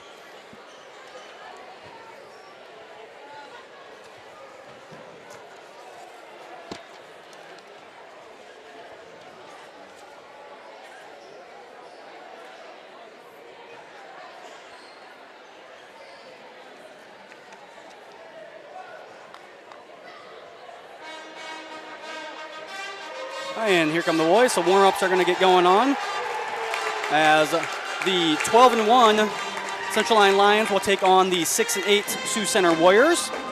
Take a look at some of the team stats here before we get to our coaches interview. Sioux Center 6-8 overall, 6-5 in the Siouxland Conference, sitting in 4th place. Lions 12-1 and 9-1 in conference, technically sitting in 2nd place. As they are technically a half game behind Boyden Hall when you do it mathematically, but basically tied with Boyden Hall for the lead. Sioux Center averaging 62.9 points per game. They shoot 44% from the field, average 27.3 rebounds, 12.9 assists, and 6.6 steals. They also shoot 61% from the free throw line and average 14.5 turnovers. Lions, on the other hand, average 83.2 points per game. They shoot 55% from the field, average 34.5 rebounds, 17.4 assists, 8.5 steals. They shoot 70% from the free throw line, and they average 11.9 turnovers per game. Yeah, looking at Sioux Center's lineup, they're only have one senior that is a senior starter. They've got three sophomores and three juniors that play significant minutes. And so they're a team that's been consistently improving as the years went on. I think when I looked at this, they've won 3 of their last 4. Yep. And lost last night to a tough Unity Christian team, 73-67. But Sioux Center playing good basketball, especially after the Christmas break. Yes, definitely. Coach Gerleman and I talked earlier today. We actually talked about the fact how they've changed as the year has gone on, and how much better they are getting as a team, as they were a little bit younger. In fact, he said, and we'll get to that interview in just a second, but he said that they've actually added a freshman that plays a little bit in the rotation and another sophomore, so they're even getting younger as the season has been going on. Yeah, not very common, especially in the Siouxland, to have so many young players and players that contribute. So exactly. It'll be interesting for the Lions how they adjust to kind of a different lineup than what they saw early on in the season when we traveled to Sioux Center and played a really nice ball game. It was pretty close, but Zach had a really nice game. Scored 21. Mason Gerleman scored 21 when we played up there. So Lions looking to rebound after a hard-fought game here on Tuesday night against Boyden Hall. I know that's on the guys' mind. They want to erase that, put it behind them, and start a new streak tonight. Definitely, and Coach Gerleman and I did sit down earlier today to talk about that game on Tuesday and tonight's game against the Sioux Center Warriors. We'll have that interview now. And welcome back to the pregame show. We're being joined now by Central Lyon Boys head coach Ben Gerleman. Coach, thanks for joining us. You bet. Thanks for having me. Well, Coach, we just talked on Tuesday as 2 home games this week, and let's talk a little bit about Tuesday's game. Obviously, disappointing loss to Boyden Hall, but some positives as well to come out of the game. I thought Mason had a great game off the dribble. I thought Rex gave some good minutes. Unfortunately fouled out, but had some good things that come out of it, and just the first loss. So yeah, obviously the result was disappointing. Right. Obviously, but to be able to play games like that is what we need. Yep. I mean, regardless of win or lose, I told the guys after the game, I said, yeah, it'd be a dream to win every game, but when we started out the season, I did not envision us winning every game. Right. Our schedule has too many tough games in it that to win every game is a dream, sure, but realistically that wasn't going to happen. It was disappointing in the moment, but as we looked back and the next day evaluated the game, we had our chances in a game where we didn't feel like we played like we're able to. Right. I thought our defense was outstanding, with the exception of one quarter where we just let them get out and run. Yeah. I thought our defense was great. Offensively, we had a couple guys that just didn't put the ball in the basket for us that were used to putting the ball in the basket. And we had a chance to win. That was what I look at the most. Like, we were down 10 in the second half against arguably one of the better teams in the state. Yep. And we clawed our way back and had it tied and had a chance to take the lead and had a chance to win a game that we maybe didn't deserve to win. And so just pleased with that. Disappointed in the outcome, no doubt. I do agree. I thought Mason played excellent. I think he's really showing that he's going to have a chance to be a really good college basketball player if that's what he chooses to do. He's going to have to obviously work on his body and get a little weight on him, but he played outstanding. He earned every point he got, really kept us in the game, and got a lot of key buckets for us. But we and Tuesday night's game, and we're going to need it tonight, is we need Andrew Austin to step up and be the player he was the first 7 games of the year. And if we get him to consistently be that person, we're going to be a load. Yeah. The big, obviously the biggest difference between the first game and second game, probably scoring.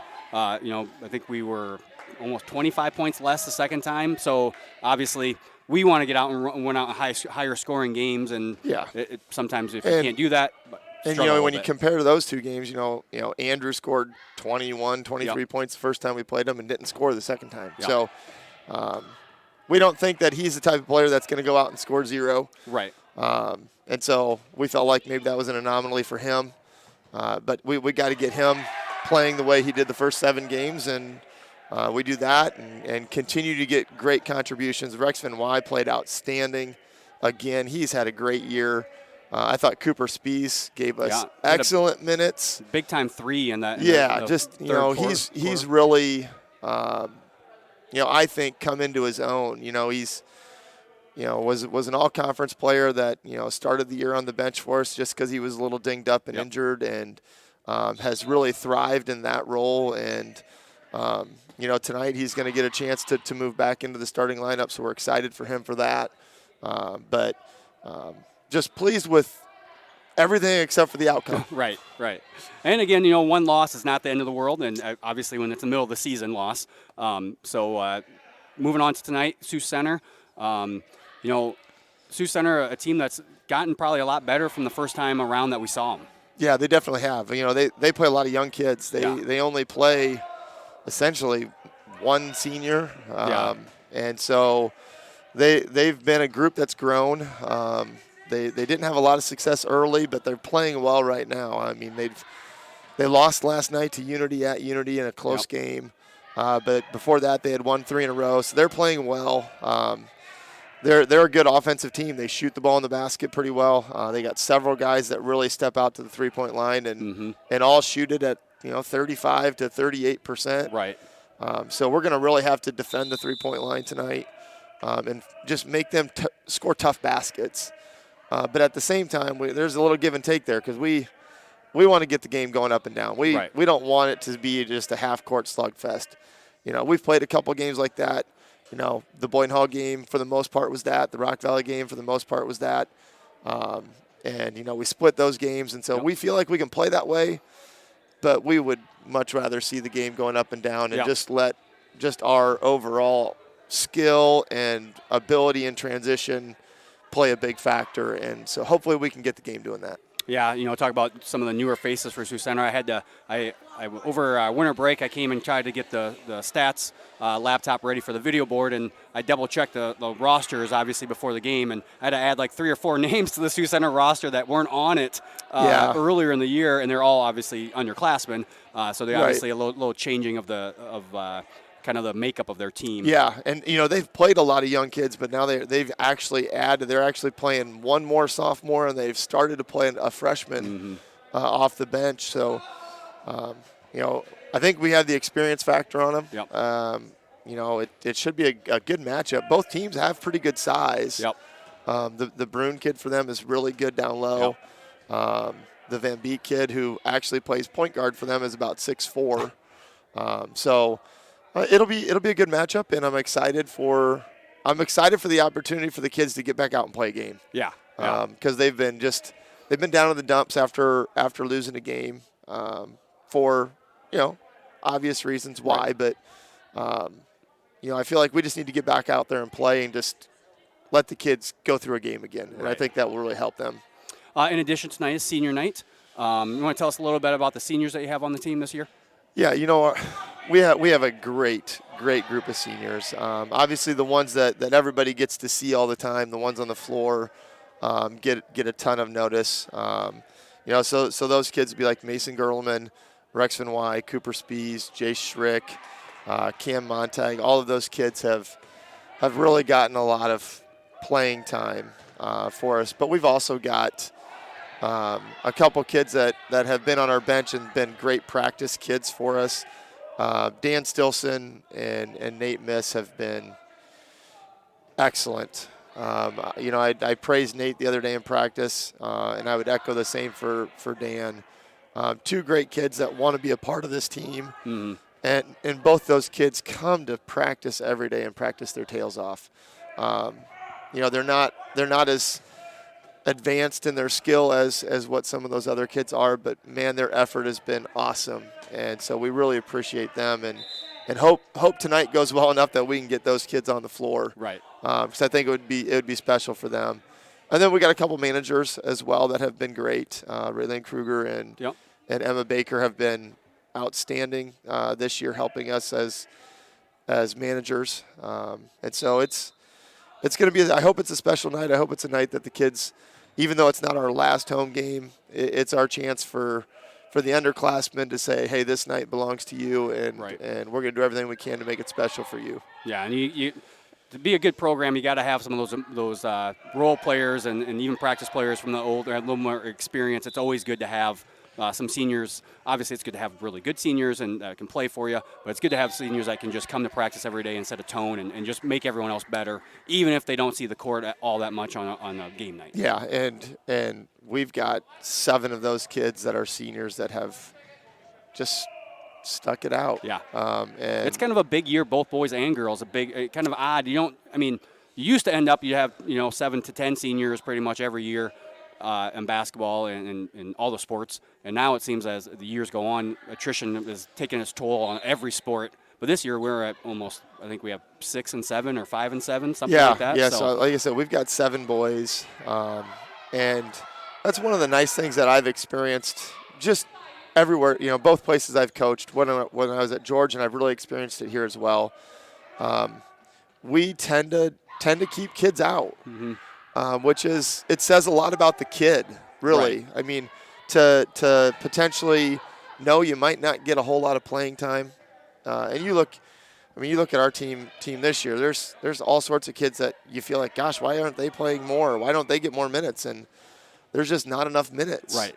And to get kids that really want to be out and help the team just be the best version of themselves speaks a lot for all 7 of those kids. So between Mason, Rex, Cooper, Jace, Cam, Nate, and Dan, can't say enough about them. Can't say thank you enough. And I've had the privilege of working with them since they were 3rd graders. Right. It's the group that I grew up kind of helping with, and there were other parents. Greg Van Wy put a lot of time in with those kids when they were younger, and In fact, Greg did a lot of the work with those kids, just scheduling-wise, and he really allowed me to continue to coach my team, but just basically here's our schedule, and I could just show up and help. And so I've appreciated that. And I'm excited for tonight for them, and I'm excited for the rest of the year for them. Well, Coach, good luck tonight. Thank you for taking the time to join us, and hopefully it's a good, memorable night for our seniors. Yes, thank you. We'll be back with more of the halftime show after these words from our sponsors.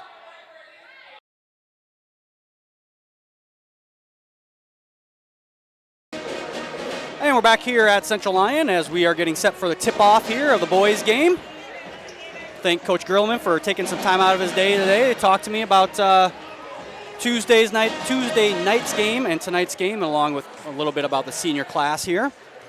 Taking a look at the last 5 games, as Mr. George said, Sioux Center is 3-2 in their last 5. They've won 3 of the last 4 with wins against George Little Rock, Sibley Ocheyedan, and West Lyon, and losses to Unity Christian and Western Christian. Lions are 4-1. The lone loss of the year versus Boyden Hall on Tuesday. They also had a win against Sheldon, Adrian Ellsworth, Rock Valley, and George Little Rock in their last 5. Sioux Center has won 6 of the last 10 meetings, but Central Lyon did win the first meeting this year. It was 75-61 over in Sioux Center. Taking a look at the Siouxland Conference standings. Lions sits technically in second place as a half game behind the Comets. Sioux Center tied for 4th place with MOC, both of them at 6-5 in the conference. Followed by Okoboji, West Lyon, Sheldon, Sibley Ocheyedan, and George Little Rock. Going to tonight's key players of the game. First for the Sioux Center Warriors, we're going to go with senior number 33, Christian Viator. Viator is averaging 17.8 points per game, shoots 48% from the field, averages 7.4 rebounds, 2.8 assists, and 1.2 steals. He is the team leader in scoring, rebounds, and assists. Viator had a nice game against us earlier in the season, 16 points, 6 rebounds, pretty much right on his average, so most definitely he's got a target on his back tonight. For the Lions, our key player of the game is going to be junior Zach Lutmer. Lutmer averaging 20.7 points per game, shoots 58% from the field, 5.3 rebounds, 5.9 assists, and 2.7 steals. He is the team leader in scoring, steals, and assists, and is second in rebounds.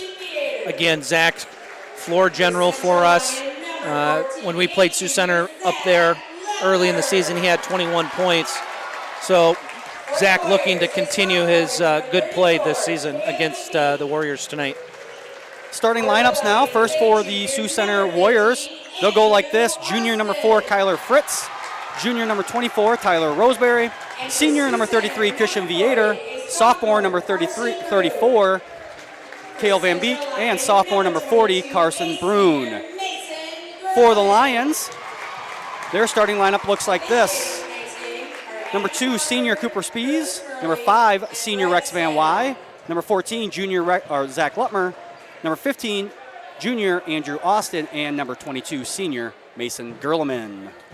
Cooper entering the starting lineup tonight. We'll see if he gives us a shot in the arm with his defensive presence and rebounding. Excited to see him in the starting lineup, as Jace Schrick will probably be the first one off the bench tonight. Austin gets the tip. Lions will control it here to start the game. Spees handling the ball over to Van Wy. Lutmer in the corner. Gerleman off the curl cut, the top of the key. Van Wy with a nice post. Back out to Lutmore. Andrew Austin with a nice dribble drive. Good to see him get on the scoreboard early after going scoreless against the Comets on Tuesday. Yeah, that was a great drive there by Austin. Looked like he was going to go all the way to the left side, but changed directions on the second step and gets the layup. Warriors taking their time. This is Roseberry with the miss. Rebounded there by Brune with the putback. Kind of ripped the ball away there from Van Wy.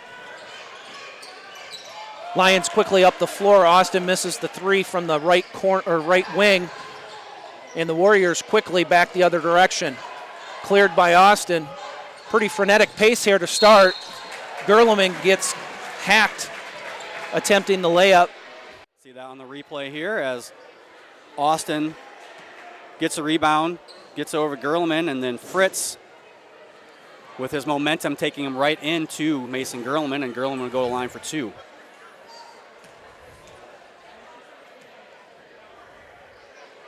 Mason shooting 82%, knocks down the first one. Yeah, Mason will be our halftime interview for the boys. And one of his goals that he will talk about is wants to be a 90% free throw shooter. And as he said when I talked to him earlier, got to make those free throws. He's a little bit off that, but pretty high goal. 2 for 2 will help him get to that goal, yes, though. It will. Van Beek, the sophomore for the Warriors, misses the hook shot in the middle of the lane. Warriors turn it over. Lutmer back quickly for the Lions into the middle of the lane. Swings it back. Cooper Spies with a nice reverse layup for the Lions. Good ball movement there by the Lions. Spies getting the benefit of that. Lions take a 6-2 lead. Warriors now back with the ball. Van Beek in the corner. To the top of the key, Fritz. Back to Van Beek. Turnover on the Warriors. Good defense there by Rex Van Wy. Yeah, Bruin losing that one on the entry pass. Unforced turnover here for the Warriors. Lutmer looks to the bench as the Warriors get a set established. Nice dribble drive. Knocked off and out of bounds off the Lions. It'll be the Warriors' ball. Yeah, Zach saw the left hand there. Probably might have had a little easier dish off as the defense kind of collapsed him on the lane, but most of the time he actually makes those contested layups. He's very good at the rim. So yeah, great body control when he gets in the middle of the lane. Van Beek with the short jumper in the middle of the lane, rebounded by Van Wy. Up quickly to Spies. Cooper with 2 quick baskets here in the first 3 minutes of the ball game. Great find there by Lutmer. Good court vision, and Spies ready for that pass as he's running the floor. Vietor with the missed 3 over to Lutmer, left wing, and it's good. Lions run out to an 11-2 lead here in the first 3 minutes of the first quarter. Coach Schmalbeck will call a timeout as the Lions off to a fast start, putting that their first loss of the season quickly behind them as they on fire here offensively. Yeah, this is going to be a full timeout. Just like you said, Coach Schmalbeck ain't going to let the Lions run out to a bigger lead without first talking to his guys and trying to settle the crowd down. Yeah, Lions did a good job there getting out in transition and just, not forcing so much, but letting things come to them, but really pushing the pace of the game, which is obviously that's their style of play. Tuesday night, as Coach Gerleman and I talked, they kind of let Boyden Hull dictate the pace of play a little bit too much. Yeah, Lions definitely stressing transition baskets here in the first 3 minutes of the ball game. Nice to see them get up and down, easy baskets, and then a nice transition 3 here by Zach before the Warriors timeout. Lions will come out in a full court press. That's Van Beek here, the sophomore, guarded by Andrew Austin. Nice job of using, again, the sideline as the extra defender. Lutmer with the left-handed layup there for the Lions. Spies called here with a ticky-tack foul as the Warriors get a pass to the half court. Yeah, I thought maybe Cooper was going to be able to tip that away as Lutmer was in front of the Warrior as Reese Vanderhee checks into the game for the first time. The Lions in man-to-man here. They'll be in that primarily all night unless something should change and the Warriors get a couple easy baskets, but nice defense here. Andrew Austin called for the reach-in foul. It'll be Sioux Center's ball underneath. Yeah, it was good rotation there by Andrew. Just got to keep his hands up, not at the waist level there. Yeah, I think the slapping motion is what led to the foul. That was Bruin on the miss. The Lions quickly ahead. Again, Lutmer to Spies for the easy transition layup. 15-2 now. The Lions lead by 13. Brune in the post, back outside to Yater. That's Van Beek with the jumper in the middle of the lane. Lutmer clears again quickly in transition. A hesitation dribble. Nice rebound there off the miss from Lutmer. Vanderzee gets on the board for his first 2 points of the ball game. Good crashing in the boards there. You also saw Cooper Spees taking a run at the rim for trying to get a layup, as Vanderzee able to get it though. Nice position there by Zach. I like the no call on that.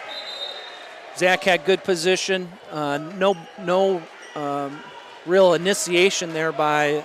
No, Viator didn't dip his shoulder or anything. Just kind of good offense, good defense. Exactly. Spees handling the ball here. Cam Montag into the ball game. Mason Gerleman with his first shot, I think, of the night. Misses off the front iron. Cleared by Fritz. Fritz with the interior post feed to Brune. Out to the corner to Friedman with the air ball. Van Beek gets the rebound, defended by Vanderzee. Knocked away, and it'll stay on this side of the side of the court. Yeah, that was good defense there by Cam Montag. I thought Brune might be able to get a move on him. Cam just kept his feet and kept moving and stayed in good position. Good set there from Sioux Center on the out-of-bounds play. Looks like we're going to have a foul here on Mason Gerleman as they try to run a pick on the backside of that out-of-bounds play. 3 fouls by the Lions in this first quarter to 1 for Sioux Center. The Lions lead 17-2. Nice pick steal there by Mason Gerleman. He gets the easy layup in his first bucket of the ball game to go with 2 free throws earlier. Lions have started fast thanks to good defense and easy transition buckets. Another good job there by Zach Lutmer by not getting that foul but contesting the jump shot from the Warriors. Another look ahead to Cooper Spees. Drops it off to Reese Vanderzee. He's going to force the Sioux Center turnover, 21-2. Lions just have a little point to prove out after their loss on Tuesday. They're on fire. They're running the court well, seeing it, passing it off well. Unselfish basketball, and it's paid off here with a 19-point lead. Yeah, they have, like you said, responded to Tuesday's loss to Boyden Hall, looking to make a statement here, not only for everybody here in the crowd, but for anybody that's paying attention online and Twitter or watching us as we're broadcasting the game. Take this full timeout opportunity once again to thank our sponsors, Avera Medical Group, Frontier Bank, Pizza Ranch, Premier Bank, Sanford Health, DeNoble Austin Company PC, and the Pepsi Beverage Company. Once again, they help us bring our broadcasts to you on our YouTube channel, and they also purchased the video board. It's been now our 5th season with the video board here. Trained many kids to come through and run it. Tonight we have Leo Groen and Liam Vanderzee helping with stats. Adrian Bonci running the video board here in the gym, and Jason Heiser and Levi Cooperschmidt are running the broadcast for you all watching. We thank those guys for helping us produce the broadcast and run the stats for everybody that's in the gym tonight. Nice trap in the corner here by Gerleman and Lutmer. Warriors, a couple quick passes, but obviously Coach Gerleman adding a defensive wrinkle out of the timeout, looking to create another turnover. Andrew Austin up ahead with the dunk. Good to see Andrew get the crowd into it. The lead grows to 21 for the Lions. Again, another turnover. The Lions run it out. Nice job of collecting there. And resetting by Cam Montag. Cam makes a nice cut to the rim. Mason Gerleman finds him for an easy 2-point score, Yeah, Cam giving up at about 4 inches there, but able to get the move and get the bucket. Great move there by Cam Montag. Get his first 2 points of the game. Fritz with the 3. That's Sioux Center's second basket. Again, Lions quickly ahead. Andrew Austin makes the tough contested layup. Is fouled, and he'll shoot one. See that, just like we talked about the girls, see on the replay here, even off a make, Lions working to get transition buckets as Andrew Austin running the floor, found there by Zach Lutmer. Tell you what, 27 points with a minute and a half left to go. Lions taking out their frustration on the Warriors. Jay Schrick and Rex Van Wy into the game for the Lions off of that last break. That's Brune inside with a left-handed hook shot. Cleared by Jay Schrick. Lutmer with a nice crossover. Left-handed, non-dominant hand there. Left-handed jump shot on the right side of the floor. You don't see that too often. No, you don't. He switched hands there and muscled it up with the left. Well played. Good interior defense again here by the Lions. Good closeout by Reese. Good shot fake. Zach Lutmer with the steal. Him and Austin with the run out. Lutmer keeps it. Makes the nice left-handed layup.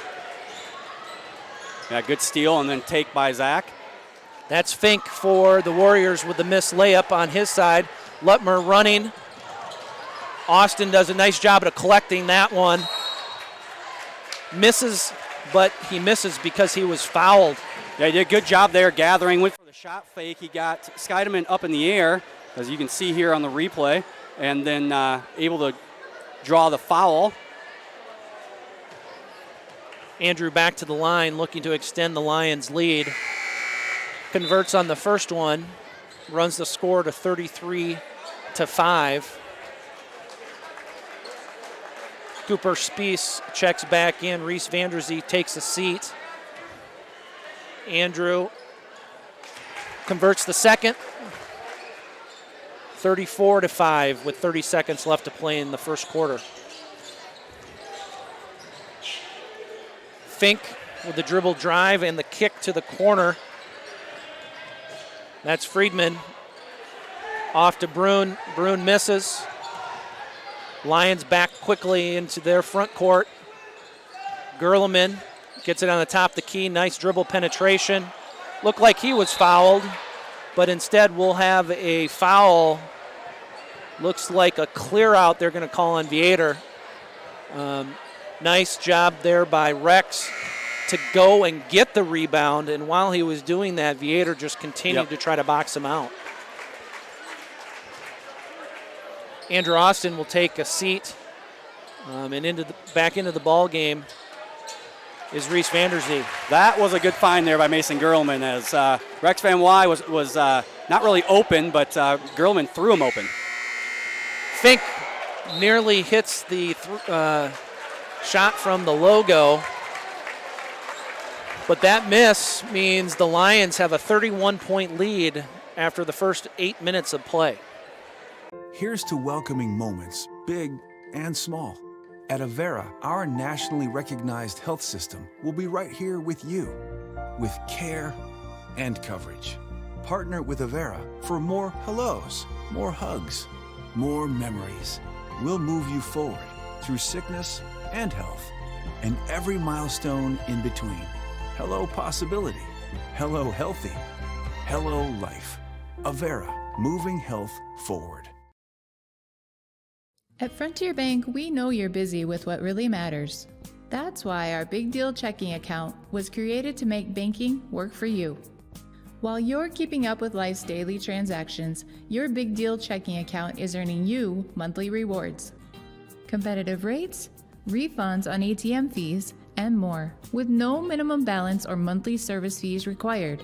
And you can apply for a Big Deal account from anywhere in less than 10 minutes. Focus on what matters most. Bank with Frontier Bank. See a customer service representative for more information. Member FDIC. Back here in Central Lyon for the start of our second quarter. Start the quarter, the Lions will go with Schrick, Van Wy, Spies, Vanderzee, and Gerleman.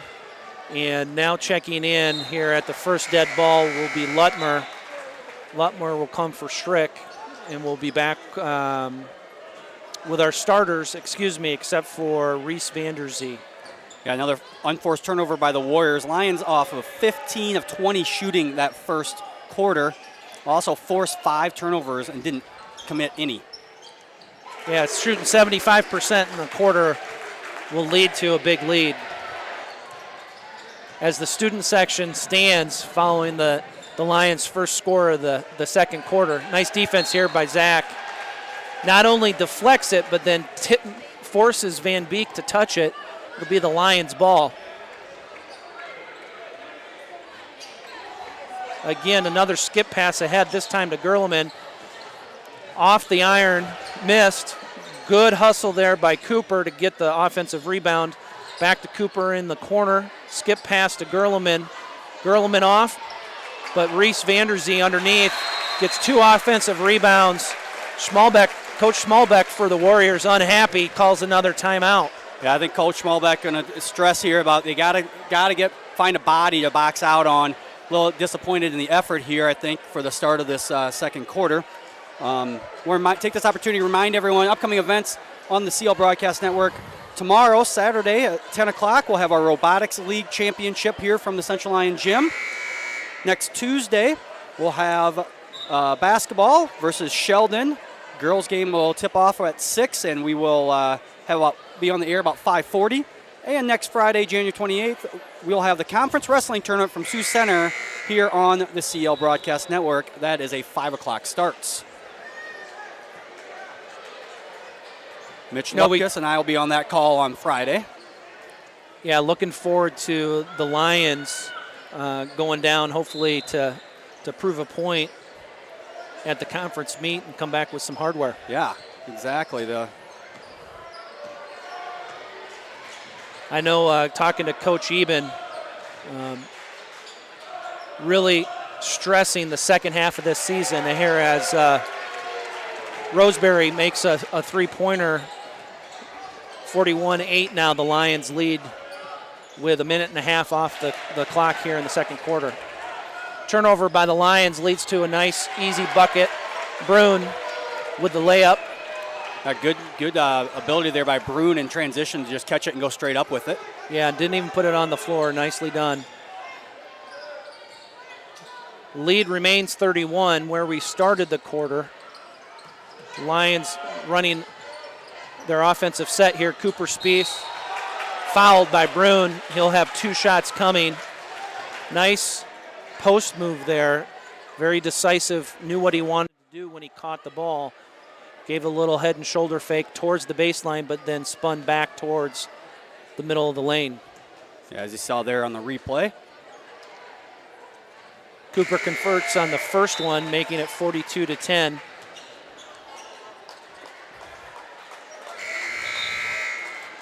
I think every Lion that's played has scored thus far. Pretty balanced scoring right now for the Lions. Yeah, nobody in double figures yet. Lots of balance, as you said. That one rattles out for Cooper. Hustles back and commits a cheap foul there on the sideline. Yeah, just a half step too late there was Spies. Great hustle.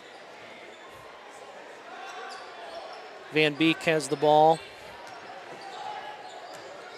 Van Beek's played on the perimeter yet in our program. He's listed at 6'4", so the sophomore doing a little bit of everything for them.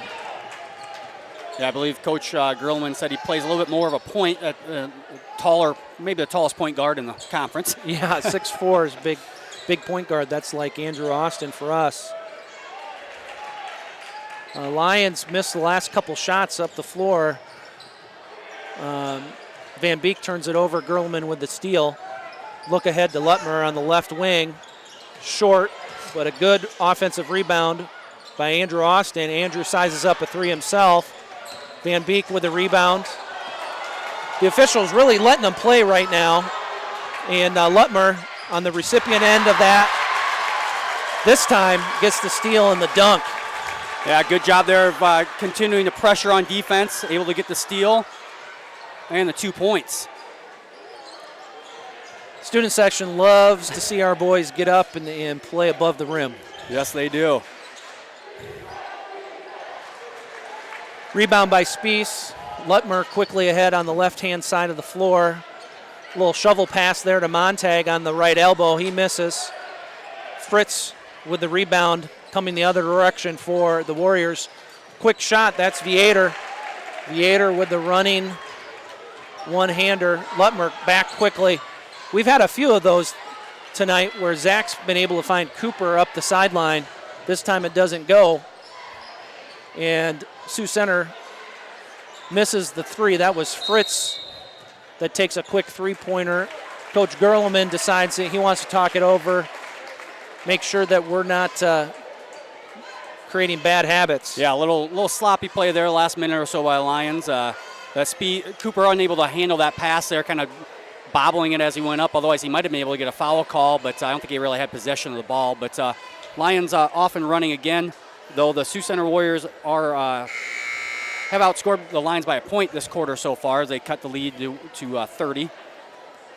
Yeah, I'm sure for our guys it's a little difficult to maintain your focus when you've created a 31-point lead in the first quarter of a ball game. Yeah, it's a little human nature to relax a little bit and just want to Coach Gerleman take a quick timeout, settle everyone down, probably draw up or not draw up, but call out one of their set plays here, and maybe see if we get Mason Gerleman come off a screen or Zach Lutmer on a drive. Maybe you look off to dish to Vanderzee or Andrew Austin. Vanderzee handling the ball off to Montag. Lutmer on the right wing, back to Montag. Lions doing a nice job of making the Warriors defense work on that possession. Unfortunately knocked out of bounds. I think that was Vanderzee who last touched it. Yeah, I think they were looking to post Reese up there off that kind of a fake three-point play for Mason. Fritz here with the drive for Sioux Center. He makes a nice contested left-handed layup. Good defense there by Mason. You just got to tip your cap on that one. Gerleman with his second three, I believe, of the night, this time from the right wing. Back to a 31-point lead for the Lions. Montag's going to be called for the pushing foul as the Sioux Center tries to get a post entry to Brune on the right post. Yeah, Kane's just got to do a little better job of getting to the side there. You can't really reach when you're stuck behind like that. You just got to give up that position, and if you can't get to the side. Nice inbounds play here from Sioux Center. Skydeman. That was a good hook shot there. Yeah, that was really well done. Just turned over his left shoulder and a nice, easy two-point bucket for him. Zach content to dribble the ball out here at half court. Let the offense develop. Fritz with the kick. It will be the Lions ball on the side, out of bounds. Coach Gerleman kind of barking out what he'd like to see the Lions run here, trying to clean it up. You know, a game like this is an opportunity to work on some things. Make sure we're running what they've been practicing. But it looks like we got a moving screen this time. Moving screen on Andrew Austin. Okay, I thought actually he called Cam Montag, but that's Andrew's second foul, so he'll probably, Rex Van Wy going to check in for him. Fouls are pretty even at this point. 6 fouls on the Lions, 5 on the Warriors. Skydeman with the launch at the top of the key. Great bounce pass by Zach Lutmer. Rex was kind of handcuffed by the rim there. Tried to go up and under, just missed it. Warriors, now this is Brune in the post, knocked away by Montag. Gerleman comes away with it. He brings it up, back to Lutmer. Lutmer to reset the offense. Montag looking for Vanderzee in the post. Back to Lutmer at the top of the key. Lions again following coach's commands from the sideline to run the offense. Look for a good shot, not the first shot. A little slip screen here for Vanderzee over to the corner for Montag, and he converts. Cam Montag with a 3. Doesn't shoot very many of them. I think that's maybe his 5th or 6th one of the season, but he connects. Again, I think that one comes off of good ball movement, being patient. Cam shot it in rhythm instead of taking the first one that came available. Good move there by Viator. Will draw the foul. They got that on Van Wy, I believe. Viator's got to be frustrated. He's only got 2 points. He's their team's leading scorer, almost averaging 18 points a ball game. Lions have done a really nice job of keeping him under control. Yeah, they just had a lot of pressure, and it's not just pressure on him, but pressure on every Warrior out there, and not letting him get any kind of free looks and real good help defense. So Jay Schrick checks back in for Rex Van Wy. For those of you watching, you'll see that Pep Band is filing in here for our halftime show. We want to thank Mr. Langholt and all of the members of the Pep Band for playing tonight, adding that to our atmosphere here in Rock Rapids. Looks like we're having a little conversation and discussion at the scorer's table, whether we're shooting one-on-one or we had a shooting foul. Coach Gerleman, I think, was questioning whether that was in the act of shooting. Yeah, I'm not real sure what the discussion was, but apparently, nonetheless, we got the second one. Whatever the officials called was right, because nothing got changed. So, ball's tipped. Perhaps a makeup call there. The Lions get the ball. From my vantage point, it looked like Jace might have been the last person to touch that, but the Lions will come up with it. Lutmer will walk it up with about a minute and a half left to go in the first half. That's a tough ask right there for Van Beek to go one-on-one with Zach. Van Beek, the bigger, slower player, guarding perhaps the quickest guy in the entire conference. Yeah, that's probably not the matchup that Coach Smallback wants on every possession for the Warriors. Here's Gerleman from the left wing. You definitely don't want to leave Mason Gerleman wide open like that. He'll knock that down about 90% of the time. Just like shooting free throws right there for Mason. He's probably shot just as many three-pointers as free throws in his day. Looks like we're going to have Cam Montag with another foul here in the post as Brune does a nice job with position. Yeah, Brune's just a sophomore. He's done a pretty good job getting good position. He does have 6 points, I guess, so he's done a decent job of scoring as well. And he is a lefty, and so that's a lot of times we don't see too many lefties, especially in the post. So defending that opposite shoulder is just something that our guys aren't used to. Yeah, you see that in the girls' game every once in a while with Brooklyn Krull on the Lions team. She catches people off guard every once in a while with being a lefty. Travel here by Fritz along the baseline. Be back to the Lions. 36 ticks left on the clock. Lions lead 53-18. Have extended that lead to 35. Lions are going to hold for one, it looks like here.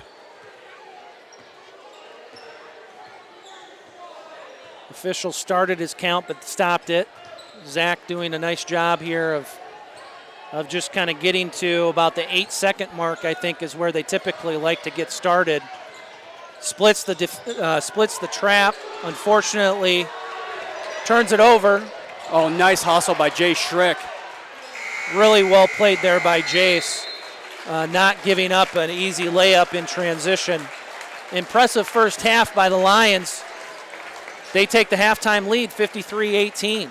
Yeah, Lions extend their lead. They were up 36-5 at the end of the first, and that was a 17-13 quarter in favor of the Lions as they take the lead into the halftime. We will have a word from our sponsors, and then we'll have our senior interview with Mason Gerleman coming up here on the halftime show. Here's to welcoming moments, big and small, At Avera, our nationally recognized health system will be right here with you, with care and coverage. Partner with Avera for more hellos, more hugs, more memories. We'll move you forward through sickness and health, and every milestone in between. Hello possibility. Hello healthy. Hello life. Avera, moving health forward. At Frontier Bank, we know you're busy with what really matters. That's why our Big Deal checking account was created to make banking work for you. While you're keeping up with life's daily transactions, your Big Deal checking account is earning you monthly rewards. Competitive rates, refunds on ATM fees, and more, with no minimum balance or monthly service fees required. And you can apply for a Big Deal account from anywhere in less than 10 minutes. Focus on what matters most. Bank with Frontier Bank. See a customer service representative for more information. Member FDIC.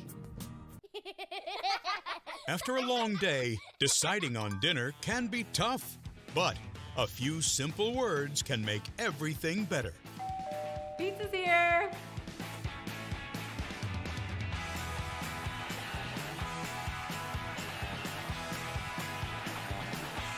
End your day the right way with pizza and chicken from the carryout and delivery experts at your local pizza ranch.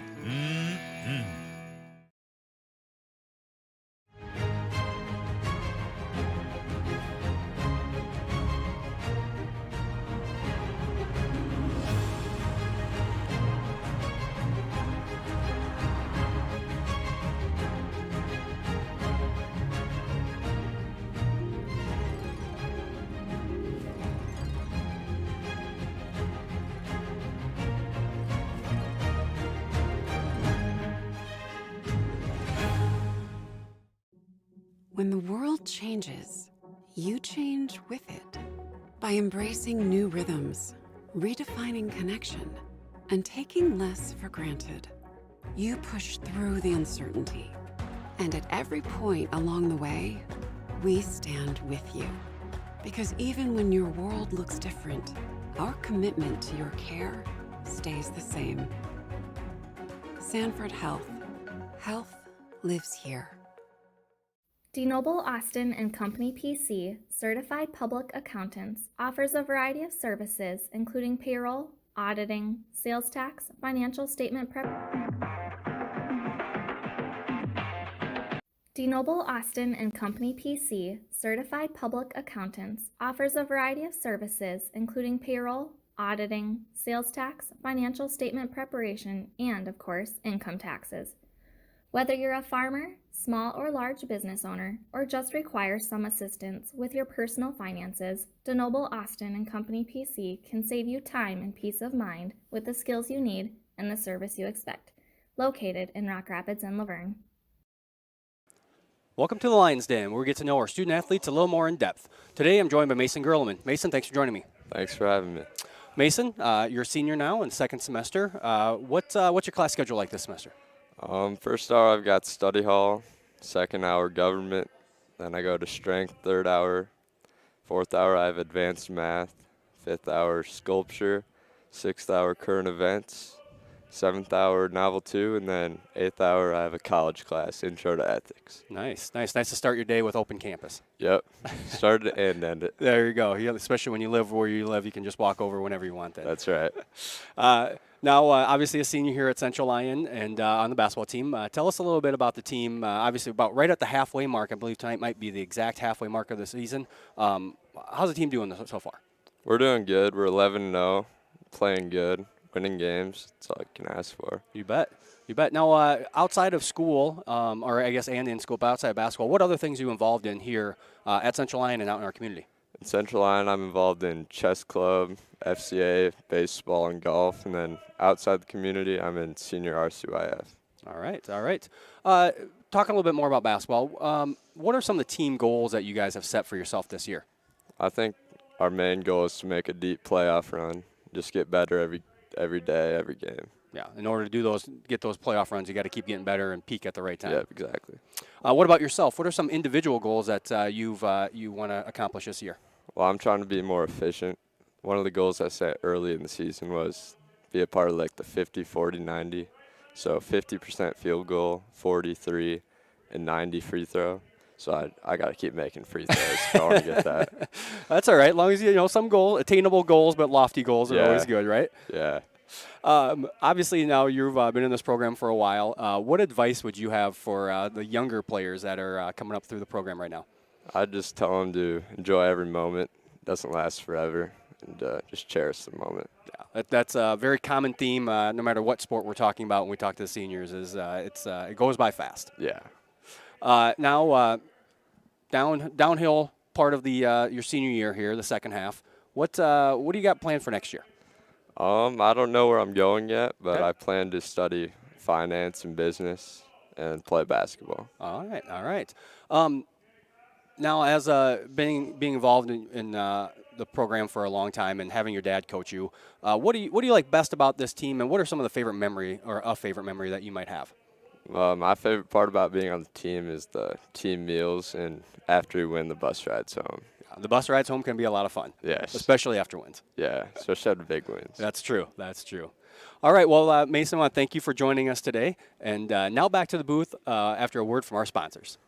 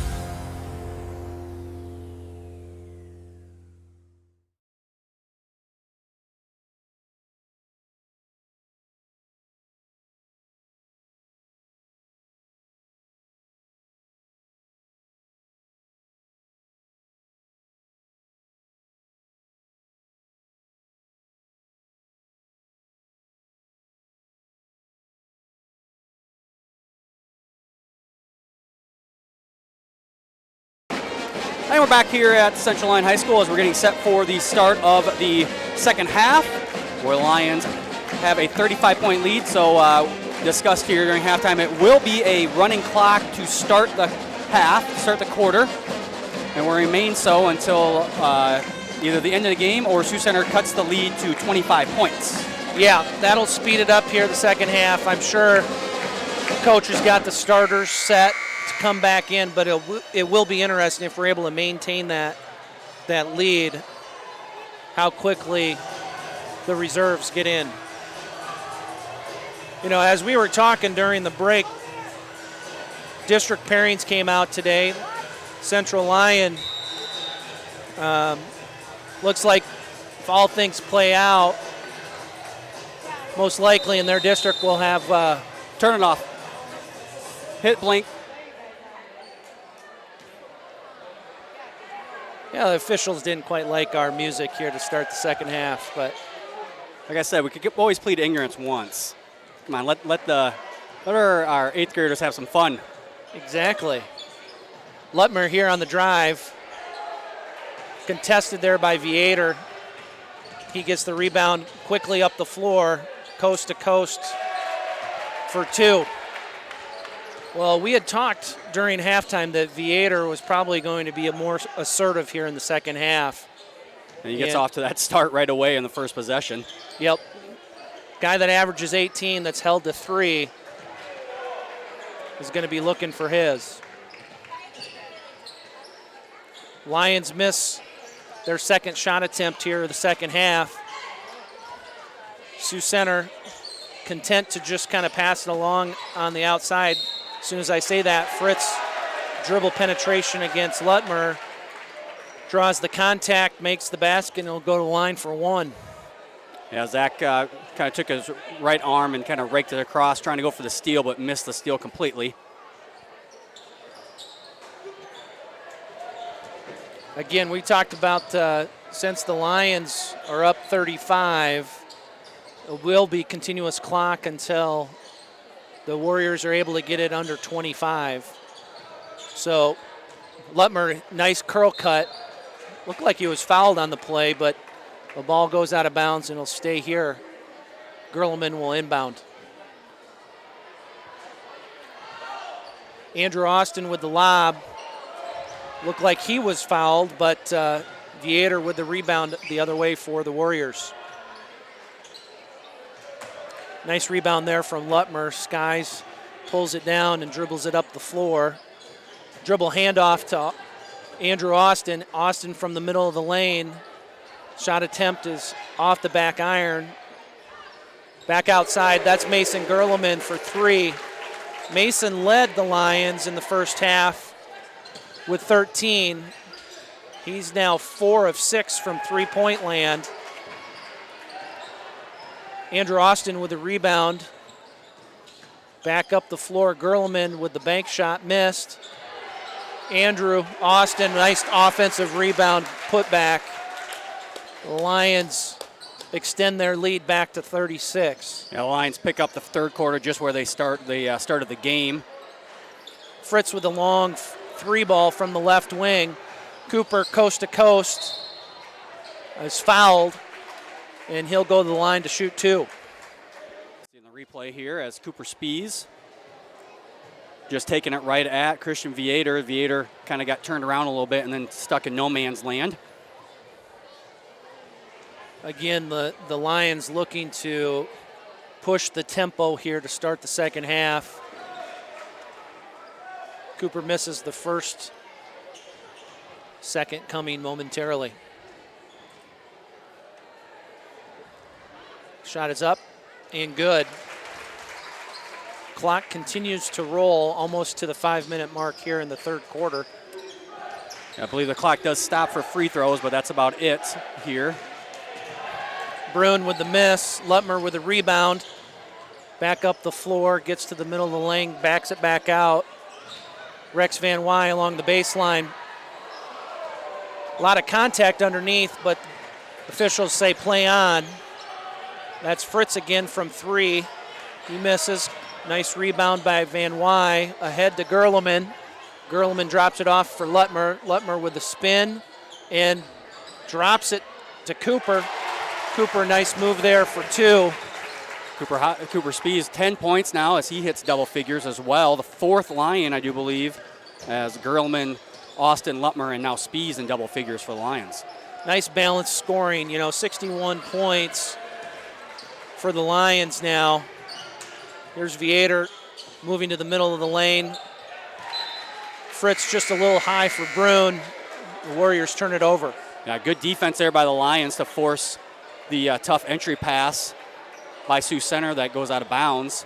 as they collapsed on Viator and then were able to recover on the outside shooters. We got Reese Vanderzee and Cam Montag in the ball game as Van Wy and Spies head to the bench. Nice open look to Cam Montag. Andrew Austin with the assist. It's like the Warriors just lost Cam and never recognized him checking into the ball game. Yeah, Cam did a good job there. I think he went to set a screen maybe, or I don't know what he did, but he definitely got lost. Viator with the foul on Austin. Andrew had the surefire rebound, but Viator just reached in and held his arm. Kind of slow the transition break there for the Lions. It's Viator's third of the game, but with running clock, we're already down to 3 minutes left here in this quarter. So foul trouble not really a thing in a 41-point game. Zach working one-on-one here. A nice Euro step to the middle of the lane. Extends the lead now up to 43 for the Lions. Viator with the miss from long range. Lutmer back the other direction. Gets right into the middle of the lane, misses the jump shot. This is Fink with the ball for the Warriors. Off to Friedman. Friedman for three. That's his first bucket of the ball game. Lions quickly to their side of the floor. Montag on the baseline for two. Cam Montag with a good move. That's his 9th point of the game. So almost up to 5 Lions in double figures here quickly. Love to see that on senior night. Cam Montag getting 9 points. Love to get him in double digits. Mason Gerleman quickly the other direction. Lutmer over to Austin. Austin, nice shot fake, gets to the baseline but misses the runner. Here's Friedman back the other direction. 2 buckets in a row for him. Layup makes it 67-27. 40-point lead for the Lions. I want to say hi to Coach Roll from NDSU as he was in to the office yesterday. We sent him. He said he wanted to watch a game, so we sent him a link. So hopefully the offense coordinator for the national champion Bison are tuned in tonight. What is that, 9 of the last 11 years? 9 of the last 11 years, yes. 9 of the last 11 years. They've won it through 2 different head coaches. Yeah, quite the program consistency. A lot of people talk, obviously, about the dominance Alabama has had in Division I, but if you look at the FCS, the Bison have been even more dominant. Yes, definitely. Here's Montag from the right wing, rebounded by Vanderzee, back out to Gerleman. Lions doing a nice job of hitting the boards. A couple offensive rebounds in that possession. Just couldn't convert from long range. Yeah, unofficially we have a 37-18 rebound advantage for the Lions. So the Lions definitely hitting the boards tonight on their way to a 70-point up on the offensive end as well. Good tough move there by Fritz. Fritz, nice move, put it on the floor and got to the front of the rim. Here's Mason Gerleman. Lions wasting no time. Jay Schrick hits it at the buzzer. Nice to see another senior hit an open shot. Jay Schrick makes it 73-29 at the end of 3.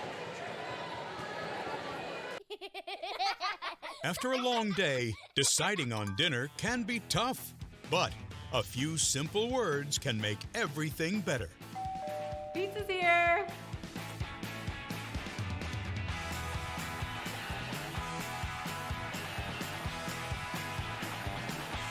End your day the right way with pizza and chicken from the carryout and delivery experts at your local Pizza Ranch.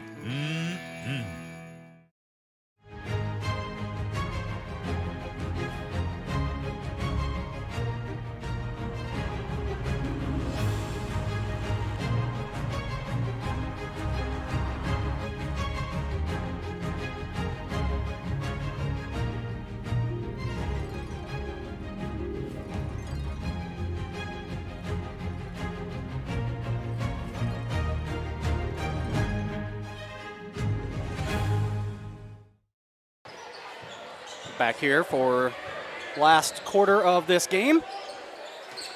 Warriors start the fourth quarter with the ball. That's Friedman. He's had 5 points in the last 2 minutes of that third quarter, looking for his. Top of the key, Fritz over here to the corner. That's Fink. Rebounded by Van Wy. Lions looking to push. Lutmer with a dribble handoff for Gerleman. Gerleman is a little long. Nice offensive rebound here by Zach Lutmer. Put back with the left hand. A good strong move there, good rebound, and then able to hang in the air and get that one in for Zach Lutmer. As I heard the student section singing happy birthday to his grandma. I believe is who they were singing that to. If so, happy birthday, Judy. Nice ball movement there. Zach pushed the ball ahead. Rex, nice catch underneath the basket. Kicks it out to Austin, who hits a three. We've got 3 seniors that enter the game for the Lions. Daniel Stilson in the ball game for the first time tonight, along with Nathan Miss and Cam Montag. So we've got 4 seniors on the floor. Reese Vanderzee, the only underclassman. About 6.5 minutes left to play in the ball game.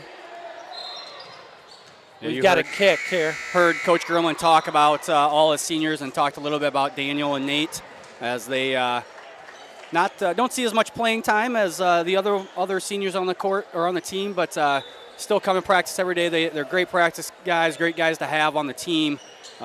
Just they know what their role is on the team and they do it to a T. So good to see them get some playing time tonight. Yeah, we appreciate all their hard work. Like you said, they've been in the program for 6 years, starting in 7th grade. Yep. Think about all the time that they've put in and getting the reward here tonight on senior night. Reese Vanderzee fouled.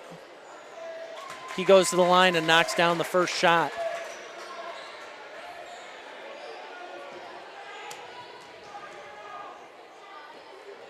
Here comes the second, and it's good.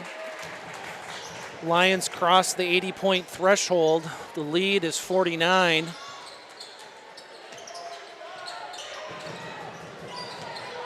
Friedman misses the three-pointer. Nathan Miss in the stat book with the rebound. To Stilson in the corner. Daniel misses. Back outside to Schrick. Good find by Reese Vanderzee. Jay Schrick with 2 three-pointers here. One at the end of the third quarter and now at the 5-minute mark in the fourth. Yeah, that was a good effort rebound there by Reese, and he gets a steal. Oh, you knew he was thinking about that at half court right when he got the steal. Yeah, he kind of lost his footing there, or mistimed his footing. Is it Jace's turn? That's going to be intentional, as that was a little dangerous play there, as the Warrior almost dragged Jace down as he went up for that one. I got to count that. Yeah, and they'll clear the line. Got to count the bucket. You could see Jace had dunk on his mind as well. Yes, he did. Those are some big first steps as he took going towards the basket. Yeah, his eyes were big. We appreciate him trying to keep the student section in this ball game as the lead has grown to 54. Schrick. And he'll get 2 shots now. And then he'll get his and one after this. They'll bring him back on the line as Jace misses them both. Or no, he'll get it out of bounds. All right, more substitutions. Got the Hofert boys checking in. Ephraim and Ethan into the ball game as Schrick and Montag take a seat. Looks like Landon Thiessen, junior, also checked in. Oh, nice pick and roll. Good defense by the Warriors. They're back down the floor. Steal here by Ephraim Hofert. Back to Ephraim.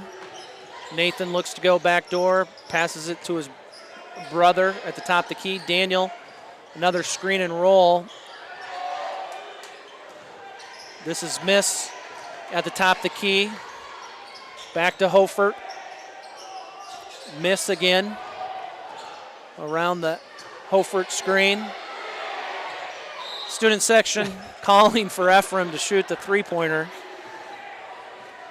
They're going to call, I think, for all these guys, if they give any sort of open look, they're going to be yelling, shoot it. Student section loves to see it when these guys that work hard every day in practice get an opportunity to score in a game. Daniel Stilson there with a nice hesitation, just short on the layup. Well, a good hard move to his right hand there over the much taller defenders. That's Lentil for the Warriors. The senior fouled as he drove to the basket. He'll go to the line to shoot two. Foul was on Ethan Hofert, his first. Talk a little bit about districts here in the last few minutes of this ball game. Sioux Center, a 3A team, so their districts will come out next week, Friday. But for 1A and 2A, they were released today. Lions will be in District 1 with Hinton, Maple Valley, Anthony, Charter Oak Ute, I believe. That's the alphabet one there? Yep, alphabet soup. They have Sheldon, West Monona, and West Sioux in that district as well. Yeah, coaches will get together. There we go. Nathan Miss on the scoreboard. Again, a senior in the scorebook on senior night. Not much gets better than that. That's right. As we were talking, with the district coming out today, the coaches will get together this next week to seed. And then in another week and a half, I would expect that we'll have the actual brackets completed for district play in about 2.5 weeks. That's Scheidemann for three for the Warriors. Looking on the other side of the district, they take two districts, put them together for a sub-state, and the winner of that will be going to the state tournament. The other side of ours is Alta Aurelia, Cherokee, OABCIG, Ridgeview, East Sac, and Western Christian. Warriors missed the turnaround jump shot there. They do obtain the offensive rebound. Back outside. That was Faber for three. Faber, the junior guard for the Warriors, checked in here in the last couple minutes. Daniel Stilson turns the ball over. And that's Lentil, excuse me, with another bucket. Nathan Miss does a good job. Dribble, drive, and kicks. That's Ephraim. Ephraim Hofert for three. Yeah, nice shot there by Ephraim. I do believe Ephraim is 100% on the year. He's 2 for 2 from the three-point range. So the freshman getting some time at the end of games and making the most of it. Good for Ephraim. I know he's had a really nice season playing JV and freshman ball here in the last couple weeks. Earned that varsity jersey because of his play and his practice habits. We're under a minute now as the Lions look to get a couple more guys in the scorebook. Here's Landon Thiessen for three. Daniel Stilson with a rebound, blocked by the Warriors. Daniel kind of throws his hands up, looking to get to the line, I think. Yeah, trying to get on senior night, trying to get a bucket. Brady Aarons with the miss for the Warriors. Nice rebound there by Topher Lenning. Topher's a senior for the Warriors. Quick 30-second timeout by Coach Gerleman. We'll go through the rest of the Siouxland Conference teams and their districts. 2A district, Boyden Hall, District 3 will be Boyden Hall, Rock Valley, Unity Christian, Sibley Ocheyedan, Spirit Lake, and West Lyon. So 4 Siouxland Conference teams in that district. And then the last 2A Siouxland Conference team is Okoboji, and they will be in District 4, which is opposite of that Boyden Hall district. And then the only 1A school in Siouxland Conference is George Little Rock, and they will be in District 2 in Class 1A.